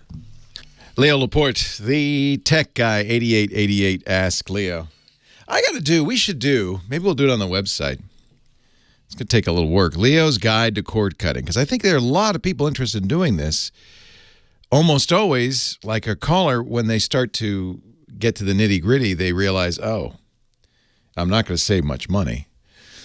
Although, the other thing we know is that cable bills have been really going up fast. Much faster than the inflation rate. My cable bill used to be, I would bemoan the fact that it was $100 a month. Now it's getting closer to $200. What's your cable bill like? It's crazy. It's crazy. And they get you with all sorts of hidden costs, right? If they charge you rent for that cable modem router that they give you. Things like that. There is a lot to unpack. It's just satisfying to get rid of the cable company. That's the real reason to do it. Just satisfying. Joe in Brea, California. Leo Laporte, the tech guy. Hi, Joe. Hi, Leo. I have a couple questions. First question is, I am in property management business, and I take a lot of photos. It's hard to send 20, 30 photos. So is there a program where I could download all the photo where I will have access to make revisions, deletions, but customers or a client can go in and access the photo to view and download if they wish? Yes. In fact, the most obvious one comes to mind is Google Photos. So you can put Google. Do you take the photos with a smartphone? Yeah, here's another problem. That's the second part is I use iPhone. So how do I get the same quality on a different system other than iCloud? It's very good quality. iCloud does store the uncompressed version, but Google Photos has more capabilities, including the one I'm going to tell you, which I think is pretty good. And I have to say, you should try it, but my experience is even though Google Photos says, yeah, we're going to lower the quality, it's just as good. So you could do this. It's absolutely free. You do it on an iPhone. You just put Google Photos in your iPhone. One thing you'll have to do, because on the iPhone that you don't have to do on Android, is periodically you'll have to open the Google Photos program. Apple won't let it run in the background indefinitely. So periodically you'll have to open it. And the first thing it'll do is it'll see in your photo roll, your Apple photo roll, new photos, and it'll upload them to the Google Cloud. So those photos are all up there. You can see them. You can go to photos.google.com in your Google account. You can see them. You can modify them. It has actually some fairly decent editing tools, certainly as good as Apple's photos. And then, which is really nice, you can create shared folders. So you can say, okay, here's the property, 123 Main Street. Create a folder, 123 Main Street. And you can invite people to view that folder. They can go look at it. You have different permission settings, and among them, you can have them upload more pictures if they want. Or you can have them download. You can always have them download pictures if they want to keep them. My experience is that they are compressed JPEGs, yes, but very nicely compressed, and I don't think anybody's going to complain about the quality. In fact, somebody asked me the other day, well, how do you take a lot of photos, because I'm an avid amateur photographer. How do you keep track of everything you take? And in the old days, you'd have some program, maybe Lightroom or something. You'd import everything in. You'd laboriously tag it. Lightroom would at least record the date and time of the capture, and maybe if your camera supported GPS, it would have location information, but that's about it. So you'd add tags and so forth, and you maybe have some folder structure. Nowadays, I don't even worry about it. I still use Lightroom. I upload everything to Lightroom, but I also upload everything to Google Photo. So I have, 60 or 70,000 photos on Google Photo. There's no limit. Those photos, Google automatically categorizes. So it knows where I took the photo in most cases. It knows about the contents of the photo. So I've been able to, for instance, I was in China in 2009, took a lot of pictures of the Great Wall of China. I could actually search without any effort on my part. I didn't do any tagging or anything for Great Wall of China. It would find all my Great Wall pictures. It found a few other pictures, like the wall down the street, but it found all the Great Wall pictures. I can then look at the date of those pictures. Oh, it was July 5th, 2009. And then if I want to really see the highest quality, I can go back to my Lightroom and see them all. So Google Photos, even for a professional photographer, is a great adjunct because of its artificial intelligence. You no longer have to tag photos. And because of its photo sharing features, it really is perfect to do what you want to do. You can set up a folder for any location that you're managing, put your photos in there. If the owner wants to look at those photos, you can share that with them.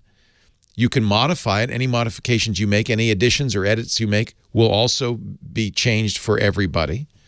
You have total control over it. There are other ways to do this, but I think Google Photos is easily the smartest. Amazon offers a similar service. Yes, you can use iPhotos. My problem with iPhotos is it's expensive because it uses iCloud storage.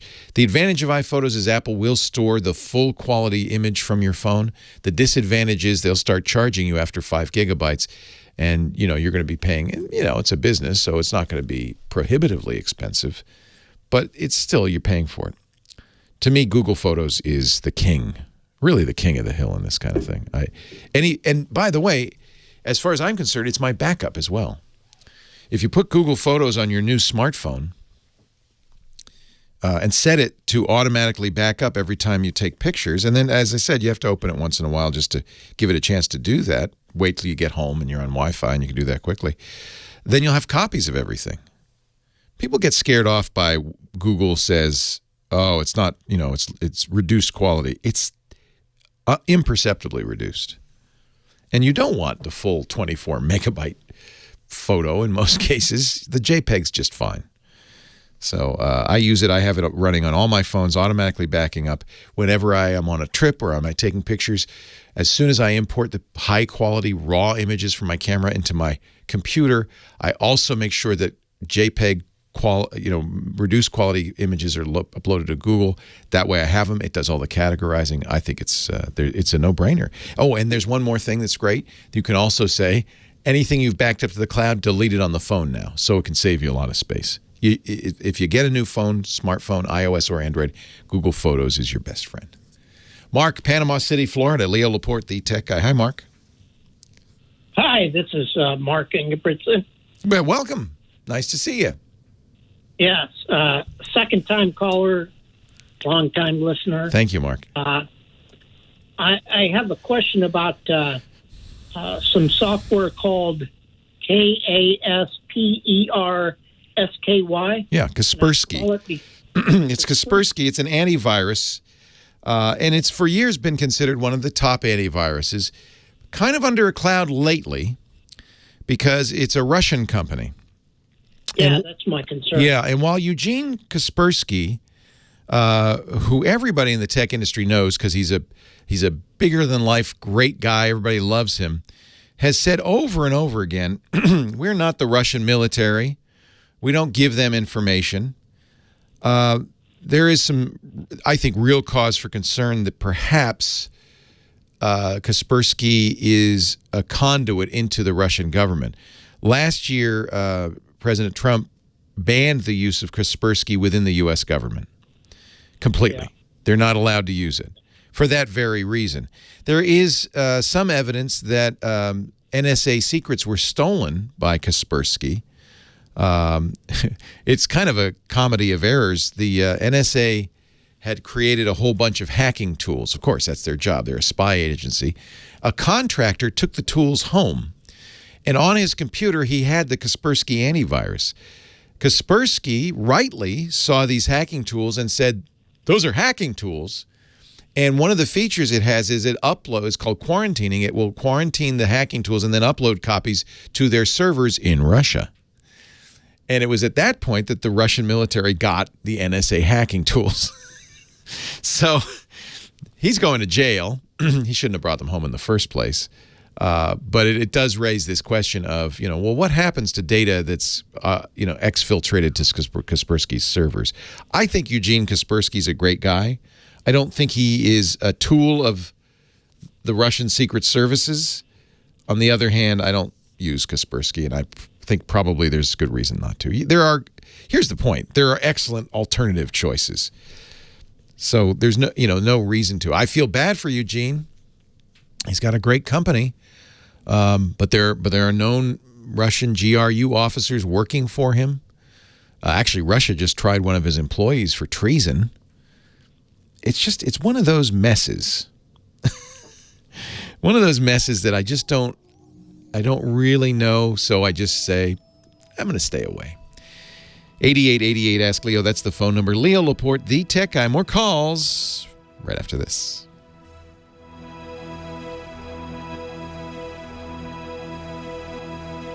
We don't know anything for sure. That's the problem.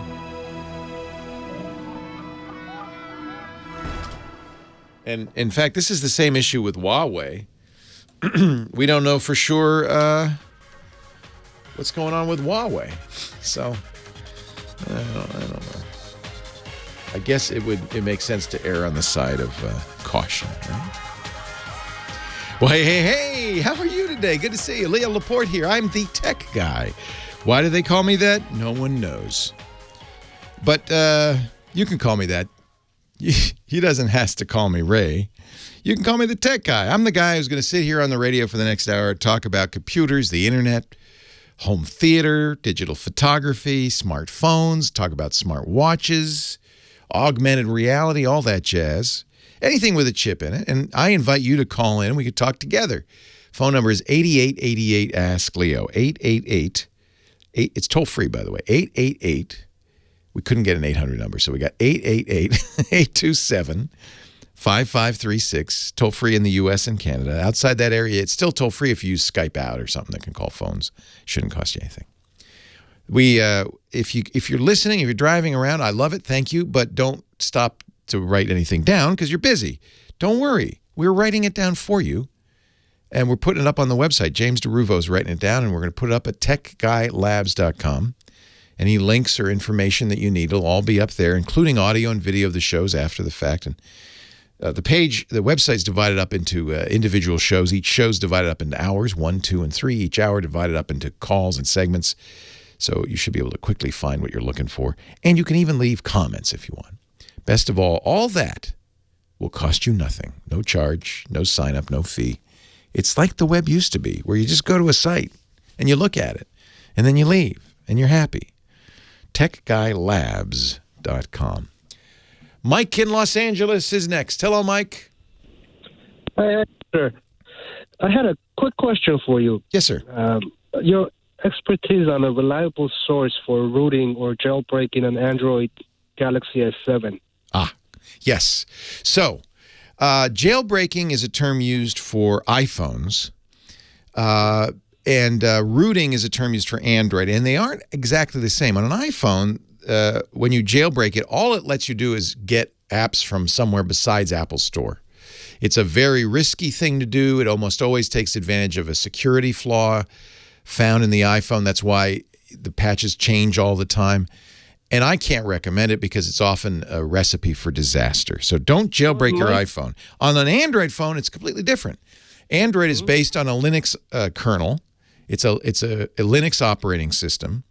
And for that reason, as you may know, all Linux operating systems have both administrative users, or as you say, root or super user, and regular users. When you get an Android phone, the root account is disabled. You are operating as a regular user because that's the safest way to operate any phone. It means you don't have the right to do things like modify the operating system. There's limits on what you can do to the phone, but almost all Android phones are rootable.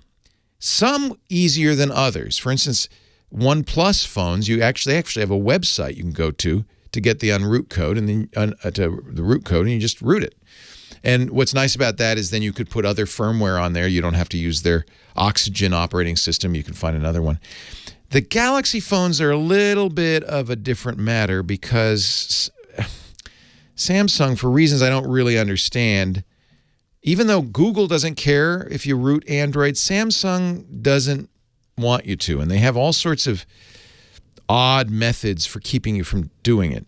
Fortunately, the S7 has been around long enough now that people have figured out how to do it. There's this triangle warning that it gives you, and there's all sorts of issues. I think one of the reasons Samsung doesn't do it, maybe it's the same reason that Apple doesn't let you root iPhones. Their fear is when it's rooted, it won't be secure. Samsung has this Knox secure enclave where biometrics and passwords and important stuff is stored, and if you root it, maybe it's not as secure as it was. So that's connect their phone just for games. Kids use it. Yeah, I mean, I've often rooted phones. There's nothing wrong with it as long as you understand what you're doing, because anytime you do something like this, there's always the risk you might brick it. Very low risk, but there's a risk. So the key to doing any phone, including the S7, is going to a forum called XDA Developers. It's xda-developers.com.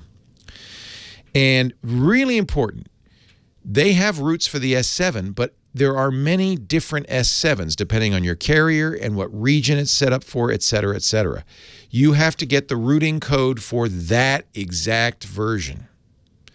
So if you go into the settings of your phone, it'll tell you what model you have. Something like N-910U. It'll be that. So it's a Galaxy S7, but a particular kind, the N-N10 or 910 or whatever it is. You need to get that number and then go to XDA Developers and search for that model. Every single model of phone has its own little section there, and at the very top, almost always, they have how to root this phone. It was tricky initially when the Galaxy S7 came out. Samsung had done all sorts of things to keep you from rooting it. Nowadays, because it's been around for a while, people have figured it out and they can get around it. So if you just loot, to get all the information from XDA. Yes, and the reason I say that is if you Google Galaxy S7 root, you'll see lots of pages, but they're not specific enough. You want to go to XDA Developers. First of all, they're the guys. They're the kings of all this. Second, they will break it down by actual model, and you've got to do that. You can't use a root for the European version of the S7 on the Americas version, and so forth and so on. And the Verizon version is different than the T-Mobile version. So you really want to do it with the code that's appropriate for your particular model. But if it's possible, it's on XDA Developers. Well, sir, God bless you. Keep doing what you're doing, and I figured you'd have the answers. Yeah, thank you for calling. I appreciate it. It's a great thing. I mean, I think the real benefits of Android is also one of its detriments, is it's open. And it's modifiable, and it's customizable, and you can mess with it. You can hack it, just as you can your desktop computer. If you want to run as administrator on any desktop computer, it's a simple setup. It's a login. It's enable that account. That's no problem at all. Create a root account and you can do it. Mobile devices historically, and it's purely historical, haven't allowed you to do that. The iPhone, I don't recommend it only because Apple locks it down so stringently. And in order to jailbreak it, you really have to compromise its security. Android's a little bit different. The only risk there is that you have ultimate power, so you can ultimately screw things up. That's why one of the reasons I think they don't enable the root account out of the box. They figure, well, if you want to root this, you got to be smart enough to know it, that you want to, and to look for it. And I don't have a problem with that. The fact that you can is great. I was a little perturbed at Samsung that they kind of prevented that. I didn't think that was a nice thing to do. But you know how it is with hackers and people like to play with stuff. Nothing stays, unrootable forever. Leo Laporte, the tech guy. Take a little break. Come back with more of your stuff soon. I love that band, but you just can't get them to shut up sometimes. You know what I'm saying? Now, boss? Now? Premier Network. Oh, that next gen. Man. Our show today our podcast brought to you by Carbonite. The premier data protection platform for business. If you are in business right now and you use, and many people do this, one provider for server backup, another one for endpoint protection, a third to protect your critical systems, it's a little complicated. And who do you call if there's a problem? That's why more companies are moving to a single vendor solution, and nobody's better for that than Carbonite. For all your data protection needs, they offer scalable, secure server backup solutions with flexible deployment models, flexible recovery options, things like real-time replication and cloud failover. So that's high availability backup. If the worst happens, flip a switch, you're up and running. No downtime means no revenue lost. There's backup and recovery for physical drives, virtual machines, even cloud-based environments, and support for over 200 operating systems, applications, and platforms. And when it comes to laptops and phones, Carbonite has the best enterprise-grade endpoint protection. They've got end-to-end block-level encryption, 256-bit encryption at rest. Each data set has its own encryption key that protects all your data from cyber attacks and allows something they've got a patent on, global deduplication of encrypted data. They're the only ones that can do it. Plus bandwidth management tools so you minimize network disruption and, frankly, reduce your cell phone bill. Remote wipe capabilities too. You know, those laptops and phones, they get lost, they get stolen. You don't want your data to go with them. You can combine all these great Carbonite technologies to provide a comprehensive single-vendor solution for your workloads, your risk tolerance, your business objectives. So simplify your environment. Eliminate gaps in your data protection. Reduce costly redundancies with Carbonite, a secure, trusted provider with award-winning customer service 7 days a week. Learn more about Carbonite's data protection platform for business. Where else? Carbonite.com. Carbonite. Carbonite.com. We thank him for making the Tech Guy podcast possible. Leo Laporte, the Tech Guy. 8888. Ask Leo. I feel it. Can you feel it? Yeah, I feel it. Line 3, Greg in Saratoga, New York. Hello, Greg. Hi, Leo. I metaphorically looking for a black shopper. Last night or this morning, I woke up towards the launch of the SpaceX. Oh, fun. How was that? I missed it. It was in the middle of the night, wasn't it? Yeah, I woke up at, I know it was successful. Yeah. Well, I put my laptop on in hibernation. Yeah. And when I did that, when I woke up this morning, the laptop was on. So it had woken up from hibernation. It was on. It woke up by itself. Yeah, that can happen. I'll explain how that happens, and I'll tell you how you can kind of prevent it. So first of all, difference between sleep and hibernation. The whole idea is, there are 4 power states that any computer can be in. One is fully on, one is fully off, and then there's these middle states, sleep and hibernate. Sleep is very common. Sleep's what happens if you ignore your computer for 15, 20 minutes, however long it's set for, and the screen goes dark, and then the laptop kind of powers down. It's a low power state, but it's not an off state, and here's why. RAM, your memory, needs to be refreshed. It's what we call volatile storage. Hard drive's not. You put something on a hard drive, turn off the computer, come back a year later, it'll still be there. But the RAM needs electrical stimulation to remember things. Otherwise, it'll forget everything. RAM gets cleared out when you turn a machine off. So sleep powers everything down as low as it can, continues to refresh the RAM by cycling power through it, but turns off the screen, slows down or turns off the processor, does everything. It can't turn it off completely because it needs to think just to give it power to the RAM. So there's a little bit of a low power version of the processor. Usually sleep is somewhere around 4, 8, 12 watts. Your computer is, of course, hundreds of watts when it's on. So it's low enough power that probably for most people that's adequate if you're trying to save on electrical or just save the planet. There's something that's even more draconian called hibernate, and I usually don't recommend it. Many operating systems get confused with hibernation. I, as a rule, turn off hibernation on any system that has it. Nowadays, very few systems come with hibernation on. Usually you have to turn it on because it's so problematic. Hibernation is a full power off state, but before it powers down, it copies the contents of the RAM to the hard drive. So if you have 16 gigs of RAM, it copies 16 gigs of RAM to the hard drive and then fully powers down. So it uses no wattage.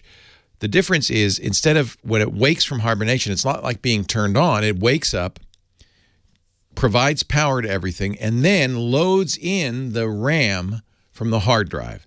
The theory is, yes, it was fully off, but it will start up where it left off. So if you had a Word document open, it'll still be open, the file will still be there, all of that stuff. It can, as you might imagine, if you think about that, there's a lot of things that can go wrong. And frequently, computers that wake up from hibernation are groggy. They don't operate well. And maybe you thought you'd saved that Word file, but it's in memory and it's corrupted. There's all sorts of problems. Don't use it. You know, if you want, shut down your computer, close every program, save every file, shut it down if you want to save power, but don't use hibernate. Now, why might a computer just wake up? Well, there's lots of reasons. You know, if somebody walks across the floor, you ever set off a car alarm by driving a motorcycle goodbye? It's like that. You know, anything that jiggles the mouse or the keyboard could wake it up. Even more, if a computer's on a network, there are settings in the computer setup. You've probably seen it. Maybe you've wondered what it is. The setting's called wake-on-lan. Wake-on-lan. And what that says is if you see a signal over the network, like somebody's trying to get to you, turn on. That's used in businesses where you might have 100 computers. Everybody went home. The computers go down in low power or off mode. But the IT guy down the hall wants to work on them, so he just sends a signal down to all of them. They all turn on. Wake-on-lan. Turn that off. You don't need that, not unless you're in a business. There are other wake-on settings that you might see. If it's waking up, and as far as you can tell, nobody's jiggled the mouse, no cat has slept on the keyboard, then, you know, you can disable all of that. You may also have wake-up programs in your scheduler. Your email might wake up the computer to get email. You might have tasks, a backup task. My computer wakes up every morning at 2 a.m. to do a backup. So those things can also wake up the computer.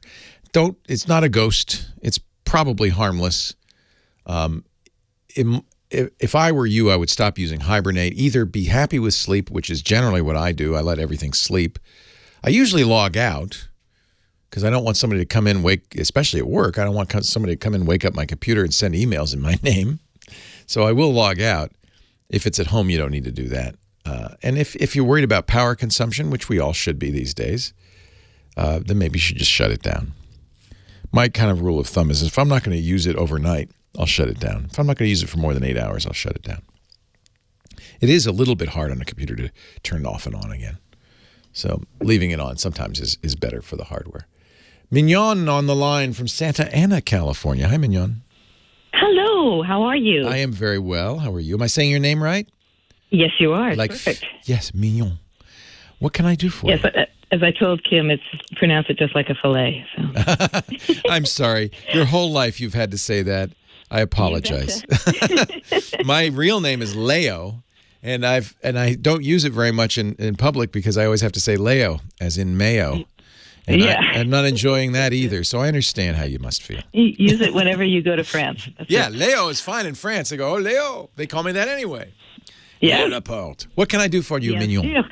Well, I am calling because my mom is 91, and up until recently, she had DSL Extreme for both her internet and also for her landline. She had a copper landline through them. Yeah. They no longer offer that service. Yes, I know. And no one else does either. Yep. And what I'm wondering, it has been always our understanding that a copper landline is great for emergencies. It is. Because it's not going to go out. Not for internet, but for phone calls. It will. The internet will go out, exactly. But phone calls won't. Yeah. But for phone calls, and that's what I'm worried about. But the phone company doesn't want to have copper anymore. They cut the copper at the drop of a hat because it's expensive. They have to maintain switches. And I agree with you, especially for your 91-year-old mother. I told my mother this, have a landline because, and by the way, not a powered phone, but a corded, one of those old-fashioned Western Electric corded phones, because it'll still work. Right. So I'm at a loss because nobody will even go there anymore. So what do I do? Oh, I don't know. Hold on a second. We have to take a break, and I'll answer. I'll talk to you some more off the air. Yeah, you're kind of out of luck if the phone company won't do it. Leo Laporte, the tech guy. So, is AT&T your phone company? Who's your phone company? Yeah, AT&T is. And, okay, it's actually kind of a misnomer because I'm trying to get our internet as well. So that's different. Internet is different. You bet. And AT&T, do they not have a copper pair anymore in there? They will, but it's damned expensive. Yes. And, that was the beauty of DSL Extreme. It was cheap. It wasn't the fastest, but for most people, it was fine. Oh, sure. For her, the problem is that DSL Extreme has to ride on top of AT&T's lines. And AT&T and all the phone companies were required to do it by the FCC, but they weren't required to be nice about it. And so it's been a constant nightmare for DSL Extreme because if there's something wrong with a line, people call them and they have to call AT&T because AT&T owns the copper. Furthermore, in a lot of areas, the phone company will come in and cut the copper. They're not supposed to without asking you, but they will. Right. Yep. And that's kind of the Uverse thing is going on in our neighborhood. That's when they do it. When they say, you don't need copper, we got fiber. Right. So what is your take on an emergency situation? If I go with Uverse or if I go with one of the, with a cable for phone what these and guys internet. do is they'll put a battery in. See, the problem is when the power goes out. Exactly. And it goes out a lot in this area. So they'll put a battery in. And it will continue to operate for some length of time, some hours. You can ask them how long it will operate for. The problem is generally these guys don't maintain the battery. I used to have one. They never came and looked at it, which means after a year or two it stopped working, but they didn't care. So honestly, it may be the best thing is to get her a cheap cell phone or a Lifeline cell phone. That will continue to work if the power goes out. If the internet goes out, it won't continue to work if the power outage is so widespread it takes down all the cell sites. Right. So the old theory of the copper is your emergency backup. That's kind of out the window entirely, right? It is as long as you can use it until you don't have copper. I mean, if you probably still have copper until they cut it. And if you can, you should, when they're putting in the lines, you should stand outside to make sure they don't. They're not supposed to. That's illegal without asking you. Right. But they really don't want to service it anymore. Right. So if ever that were to be let go of, that there's no way of getting it back because they're done. No, once they cut it, it's cut. They're not going to reattach it. You can write to the PUC and and complain and all that, but okay, so what do you do for your mom? Well, I didn't explain it adequately to my mom because she didn't understand that that's not a cable company. And so when she got a triple play, the cable company, she's a sitting duck. She's 86. She's a sitting duck for this stuff. And they talked her into a triple play. And I got there. I went and visited her. I said, "What's this?" She said, "That's the modem for the phone." I said, "Oh, Mom." She said, "You told me to get a landline." I said, "Yeah, I did, but this isn't it." So, in fact, it's a big storm coming up in Rhode Island, and she's going to be snowed in. And fortunately, my sister's a block away, but the grandkids will come over and shovel her walk and stuff. Yeah, I mean, I think a cell phone, and my mom does have a cell phone, which I got for her, and make sure that she knows how to use it. You can get a Cricket. There are a lot of inexpensive. Well, and she's got a cell phone, but the grand EMP concerns and all. Oh, yeah. Just have her. Just say, put it in the. Mom, just put it in the front drawer and don't go near it, and it will. And then whenever, but if you need it, it'll be there. Yeah, keep it plugged in. There's no EMP from it. It's safe. I don't know of a good solution, to be honest with you. There isn't. Okay. Yeah. Keep using the copper as long as you can. I just thought you'd be the wizard, and if the I wizard wish there were. says there's no solution. No, they're doing it now, and it's shameful. But there's no regulation. These guys are nobody's regulating anybody anymore. Yeah. I'm sorry, Mignon. Well, thank you. Merci beaucoup. Il n'est pas de quoi. Anytime. À tout à l'heure. Leo Laporte, the tech guy. Yeah, it is shameful. I was talking to Mignon off the air. What happens, these phone companies come in and they put in an alternative like fiber. And the first thing they try to do is cut the copper. They're not supposed to. There are rules about this. They're supposed to get your permission as the homeowner before they cut the copper. They rarely do because they don't want that copper there. It's a pain. It's expensive for them to maintain. There's all sorts of in-home wiring issues they don't want to deal with. And when you have copper lines, you've got to run switches at the phone office. You've got to run compatible switches. They'd like to go all digital. Just get rid of all that stuff. But honestly, it's illegal. We have the right to insist on copper. The problem is once they cut it, it's going to be, I think, really hard for them to get them to reattach it. So defend the copper in your ground. We had this great phone system. One of the, a lot of things have changed in this world. A lot of it for the better. People don't get polio or measles anymore. Well, they don't. Anyway, they don't get polio. But one of the things that happened with deregulation is we used to have a highly regulated AT&T, Ma Bell, highly regulated monopoly, right? And the priority for Ma Bell was reliability. Number one, job one, reliability. And one of the ways they did that was with these copper lines that were powered not by your electrical, but from the central office where there were generators. And if there was a disaster, everything else could be down. The internet's down, the power's out. It's pitch black, but your phone would still work. It would ring and you could call out and you could say, "Help me, I'm trapped." And so, especially for seniors, but everybody, I've long recommended a single landline. Can't be a powered one because if the power's out, it's not going to work. It has to be that old-fashioned phone that just plugged into the phone jack. That's it. And you don't have to put it anywhere important. I have one. It's just not just sitting there. It's actually, I think it's sitting behind something. But it's there. And if the power goes out and it's a disaster and there's been an earthquake or whatever, one hopes still, unless the central office is destroyed, there's also a possibility. But in that case, what are you going to do? You have that outlet. The problem is nobody's enforcing these rules. We're just kind of letting it go. We're just kind of, whatever. The internet, it's going to be great. A lot of hand waving. Hey, don't worry about it. It'll all work out in the internet. It's all going to be great. I'm kind of old-fashioned that way. Yeah, the internet's great. I love it. But there's some things you don't want to throw out. 8888 Ask Leo. Tom in Tustin, California. Hi, Tom. Hey, Leo. Hey. How you doing? I'm well. Hey, listen, I was just while I was waiting to talk to you, I was reading a little bit about you, and I just happened to notice we have the same birthday. November 29th? Absolutely. You, me, and Louisa May Alcott. A great day in history, right? Except mine's a little bit before yours. Well, probably not much, but okay. Anyhow, my question. I use Dashlane for my password. Excellent manager. choice. Yep. And they recently added a feature for VPN. Nice. And of course, they increased the premium also. But I'm curious to know whether it's worth going on the VPN. Does that slow down the internet?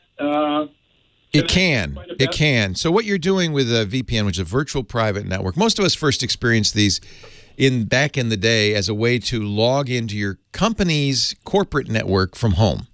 So in fact, it could even be done over dial-up. You'd have special software running on your computer. You'd dial into the corporate network, and you'd be on the corporate network. And the way it worked to keep the corporate secret is you'd be talking to the corporate network through an encrypted tunnel. So nobody could peer in and see what you're doing, and it was secure. People realized, this might be a good way to protect your privacy and security on the public internet too. We could use a virtual private network from our home or a coffee shop or a hotel. We fire up that software on the computer, on the phone. It has a tunnel, an encrypted tunnel to the server out there somewhere. No longer your work. Usually it's through a service.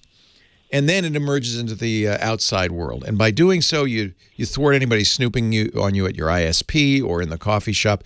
You also kind of anonymize yourself a little bit because you no longer emerge on the internet with your internet address. You emerge with their internet address. So that's a VPN. That's why people use VPNs. And anybody can make a VPN. How fast it is depends a lot on how much bandwidth they put into it, how many servers they have. So not all VPNs are as fast. And I don't know how fast Dashlane is. You should see, there are a couple of things when you're choosing a VPN you should check. One is how many servers they have, where those servers are located. You want one close to you, but you'd also maybe want one in different global locations because that would give you the opportunity to appear as if you're in England or Singapore or wherever else you'd want to be. Sometimes that's useful.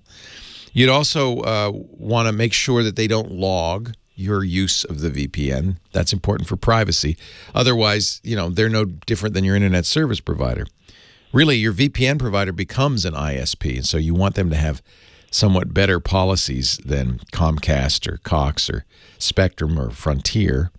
I'm looking at their VPN, and it looks like they're probably running servers all over. And how much do they charge extra? I don't know. It's probably about, I don't know, it probably went up about $20, something like that. It should be, we have a VPN sponsor that charges $7 a month. That's fairly reasonable. It shouldn't be too cheap because then they're incented to monetize you somehow. Of course, you're already a customer, which is nice. And it shouldn't be too expensive because, you're only going to use it once in a while. You're probably not going to use it all the time.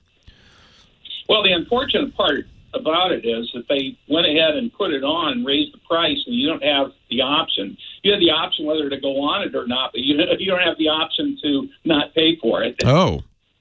Well, and I also noticed you can't choose the server location. So that'll help with performance. You want the closest server for performance, but it doesn't give you one of the features of VPN, which is to eliminate geographic restrictions. Some people like to, for instance, watch English television, and they'll have a VPN server that's in England. That's a little skeezy. So I don't blame them for not getting into that. Well, I used to use a VPN at work. Yeah, you're familiar with it then, yeah. Yeah, that was quite a while ago, and I just haven't gotten on this one because I'd heard somewhere that the VPNs tend to slow down the internet connection quite a bit. You're adding a layer of overhead, absolutely, because you're not connecting to, if you go to yahoo.com, you're going through Dashlane's server to yahoo.com. Now that additional layer may or may not slow you down, just depends on how much bandwidth they put into it, how fast those computers are, and so forth. And Dashlane's, I think they make an excellent password solution. So it's interesting. They obviously feel like they need to make more money. Well, they are. Yeah. So you're required. Yes, I was not happy about that, but you don't have to turn it on, but you are required to pay for it. Yes. Yes. That's interesting. They increased it used to be around $29 or something like that for their premium. A year or a month? A year. That's not bad. That's very reasonable. And I think it went up to $59 or $60. Yeah, so that's not expensive as VPNs go. I pay $99 a year for a VPN. So yeah, no, it's not. It's just that it's just whether you want to use it or not. Yeah, it's weird that they require it. So it's just really an opportunity for them just to raise their rates. They know most people won't use the VPN, so it's a way for them to make a little more money. There are many other password choices. Our sponsor, LastPass, for one. You can shop around. It's almost easy to go from one to the other. Almost.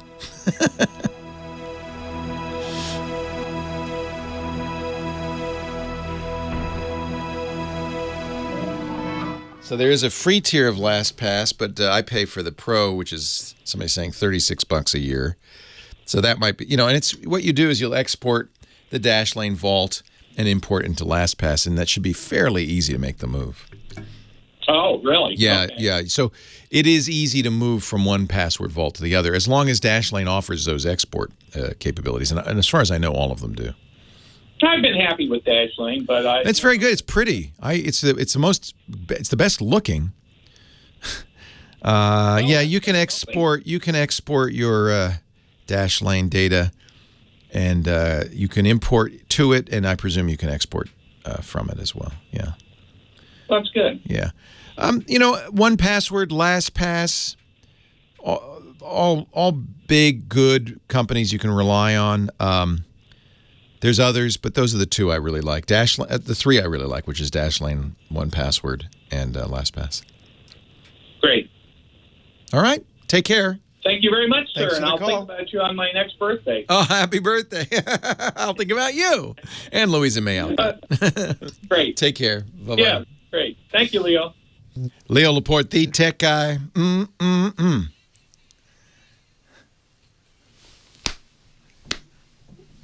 And we're discoing because Dick DeBartolo's here, Mad's maddest writer. He's the GizWiz, the Gizmo Wizard, the guy who has all the great gizmos. This week from another one from Toy Fair, I hope. Hello, Dickie D. Yes. How are you, Leo? I'm good. Great. There's a And great you? Netflix documentary just came out on Studio 54, and I'm looking as I'm watching it. I'm looking for you. I know he's there somewhere. That was an amazing place, I'll tell you. It looks like it. Of course, it was only open for a few years until the cops shut it down. But yeah, exactly. It looked like it was quite a party. Anyway, Quite a party. Yes. Yes. Let's get silly with a toy or something. All right. So you probably don't know the name Yulu Toys, Yulu, but you do know their big hit from last year, Watermelon Smash. Oh, one of my favorite GizWiz subjects. Exactly. Well, now they have a line of what they call social influencer fashion dolls called Snapstar. I love it. It is so clever. So it is 6 dolls. They all come with a green screen. They all are infinitely posable. They told me like Barbie can bend 8 ways. Well, the Snapstar dolls can bend 40 different ways. Wow, there you go. I can only bend one way, so yes, wow, I know. that's impressive. And they have their own the dolls have their own YouTube channel, their own Instagram account. And I think it's very clever. And the great thing is the dolls are under $15 each. So are these aimed at adults who think it's hysterical, or they're aimed at kids? No, they're aimed at kids. And what I like it is you can buy accessories for the dolls like you can with Barbie, but you can just get on the app and then just decorate the doll, remove the hair, give the doll glasses. Oh man, if I were a young girl, I'd get these. Well, wait a minute. I saw your name on. Okay, maybe I ordered some. Yeah, all right. Okay, just a few. There's Izzy, there's Echo, there's Lola, there's Yuki, there's Dawn, and there's Aspen. I like Yuki. Yeah. She's kind of emo. Yeah, I think it's very clever. I think it's very clever idea. Oh, it even comes with a green screen, so you can not only the green screen, Leo, but the stand for the doll is the same color as the green screen, so you could put the doll in weird places, and then stand it on the stand, and then put it in your photographs, or they have photographs from around the world. You can put your doll in any country you want. They have their own Instagram feed. This is crazy. Yeah. Crazy. It's very, very, I think they're going to do very well with it. Oh, this is going to be the gift of the year. The gift of the year. You could even do stop motion animation and you can. oh my goodness. I know. I said when she said 40 poses, I said, "Oh my gosh, stop frame animation." She said, "Absolutely." But absolutely, there is one thing missing. What's that? Well, you can't have Barbie without having Ken. Oh. Where's the boy Snapstars? 2020. Toy Fair 2020. These are great. This is hysterical. It's very cool. Oh, man. I think this is really awesome. I think this is going to be big on TikTok. Yeah. Wow. And then if you're a guy or you want to, there's one other thing I thought was very clever. It's called Architect, and an architect told me that it's very expensive to build little models to show people what their homes might look like. Yes. So he made a scale model building kit for himself, and then he started selling it to other architects. Oh. And then he thought, you know what? I'm just going to sell this to everybody. So he designed one for kids as young as 4 years of age. Oh, this is cool. See, this I would get for my daughter. Yeah. This See, I this- would get, yes. This is very clever. Of So course, right she's 27, but I think, Well, the problem is you buy one of those and she's going to design a house and say, Daddy, could you have that built can we build this? Can we build it in the backyard? This is, I think adults might want this to build their dream home, the model of their dream home. Yeah. I think it's a very good idea. It's called Arc Kit. Look, they built Frank Lloyd Wright's falling water out of the components. Exactly. So this is like Exactly. Lego, but with architectural features. Pieces, yes. Yeah. OMG, I want this. And he was excited because right now it's available at a lot of museum stores, but he said some mass marketers were very interested, and he hopes very soon it'll be carried nationally at one of the big box stores. Wow, I think this is going to be huge. I like both these products, Dick. These are going to be bestsellers. Maybe not. That's what I try to find. Yeah. Yeah. Wow. Or at least the most I try to find the most interesting things there. Yeah, it's I hard to think predict these what's two- going to be a hit. Yeah, isn't it? exactly. You've Yeah. known for me. The fashion dolls are going to do well Yeah. because they're under $15. Find links and all the information at Dick's site. It's a giz.wiz. No, I'm sorry. There's no dot. There is a dot, but not yet. Hold the dot. GIZWIZ. Now do the dot. BIZ. Gizwiz.biz. And you'll have to click the link that says the Gizwiz visit the tech guy. That'll take you right to it. But notice there are other links. Dick goes to World News Now every month with fun. I'm sure you'll be bringing some of these toys to World News Now.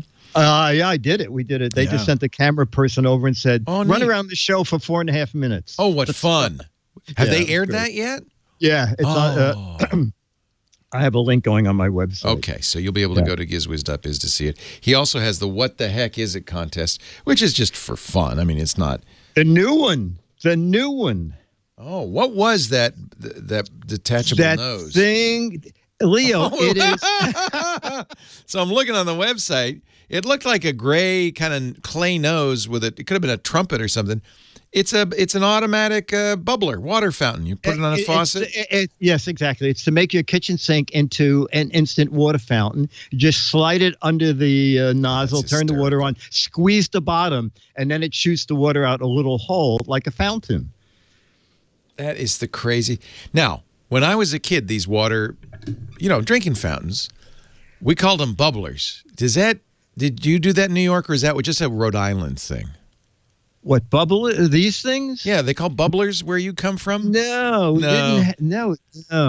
I think it's in Rhode Island, we had different names for everything. Like a soda fountain drink was called a cabinet. Really? Yes. Rhode Island's weird. And we called those bubblers. Anyway, so that's in your cool. bathroom, you have the medicine soda fountain cabinet? Fountain. Yeah. Okay. If I need aspirins, I'll ask. Cabinet, yeah.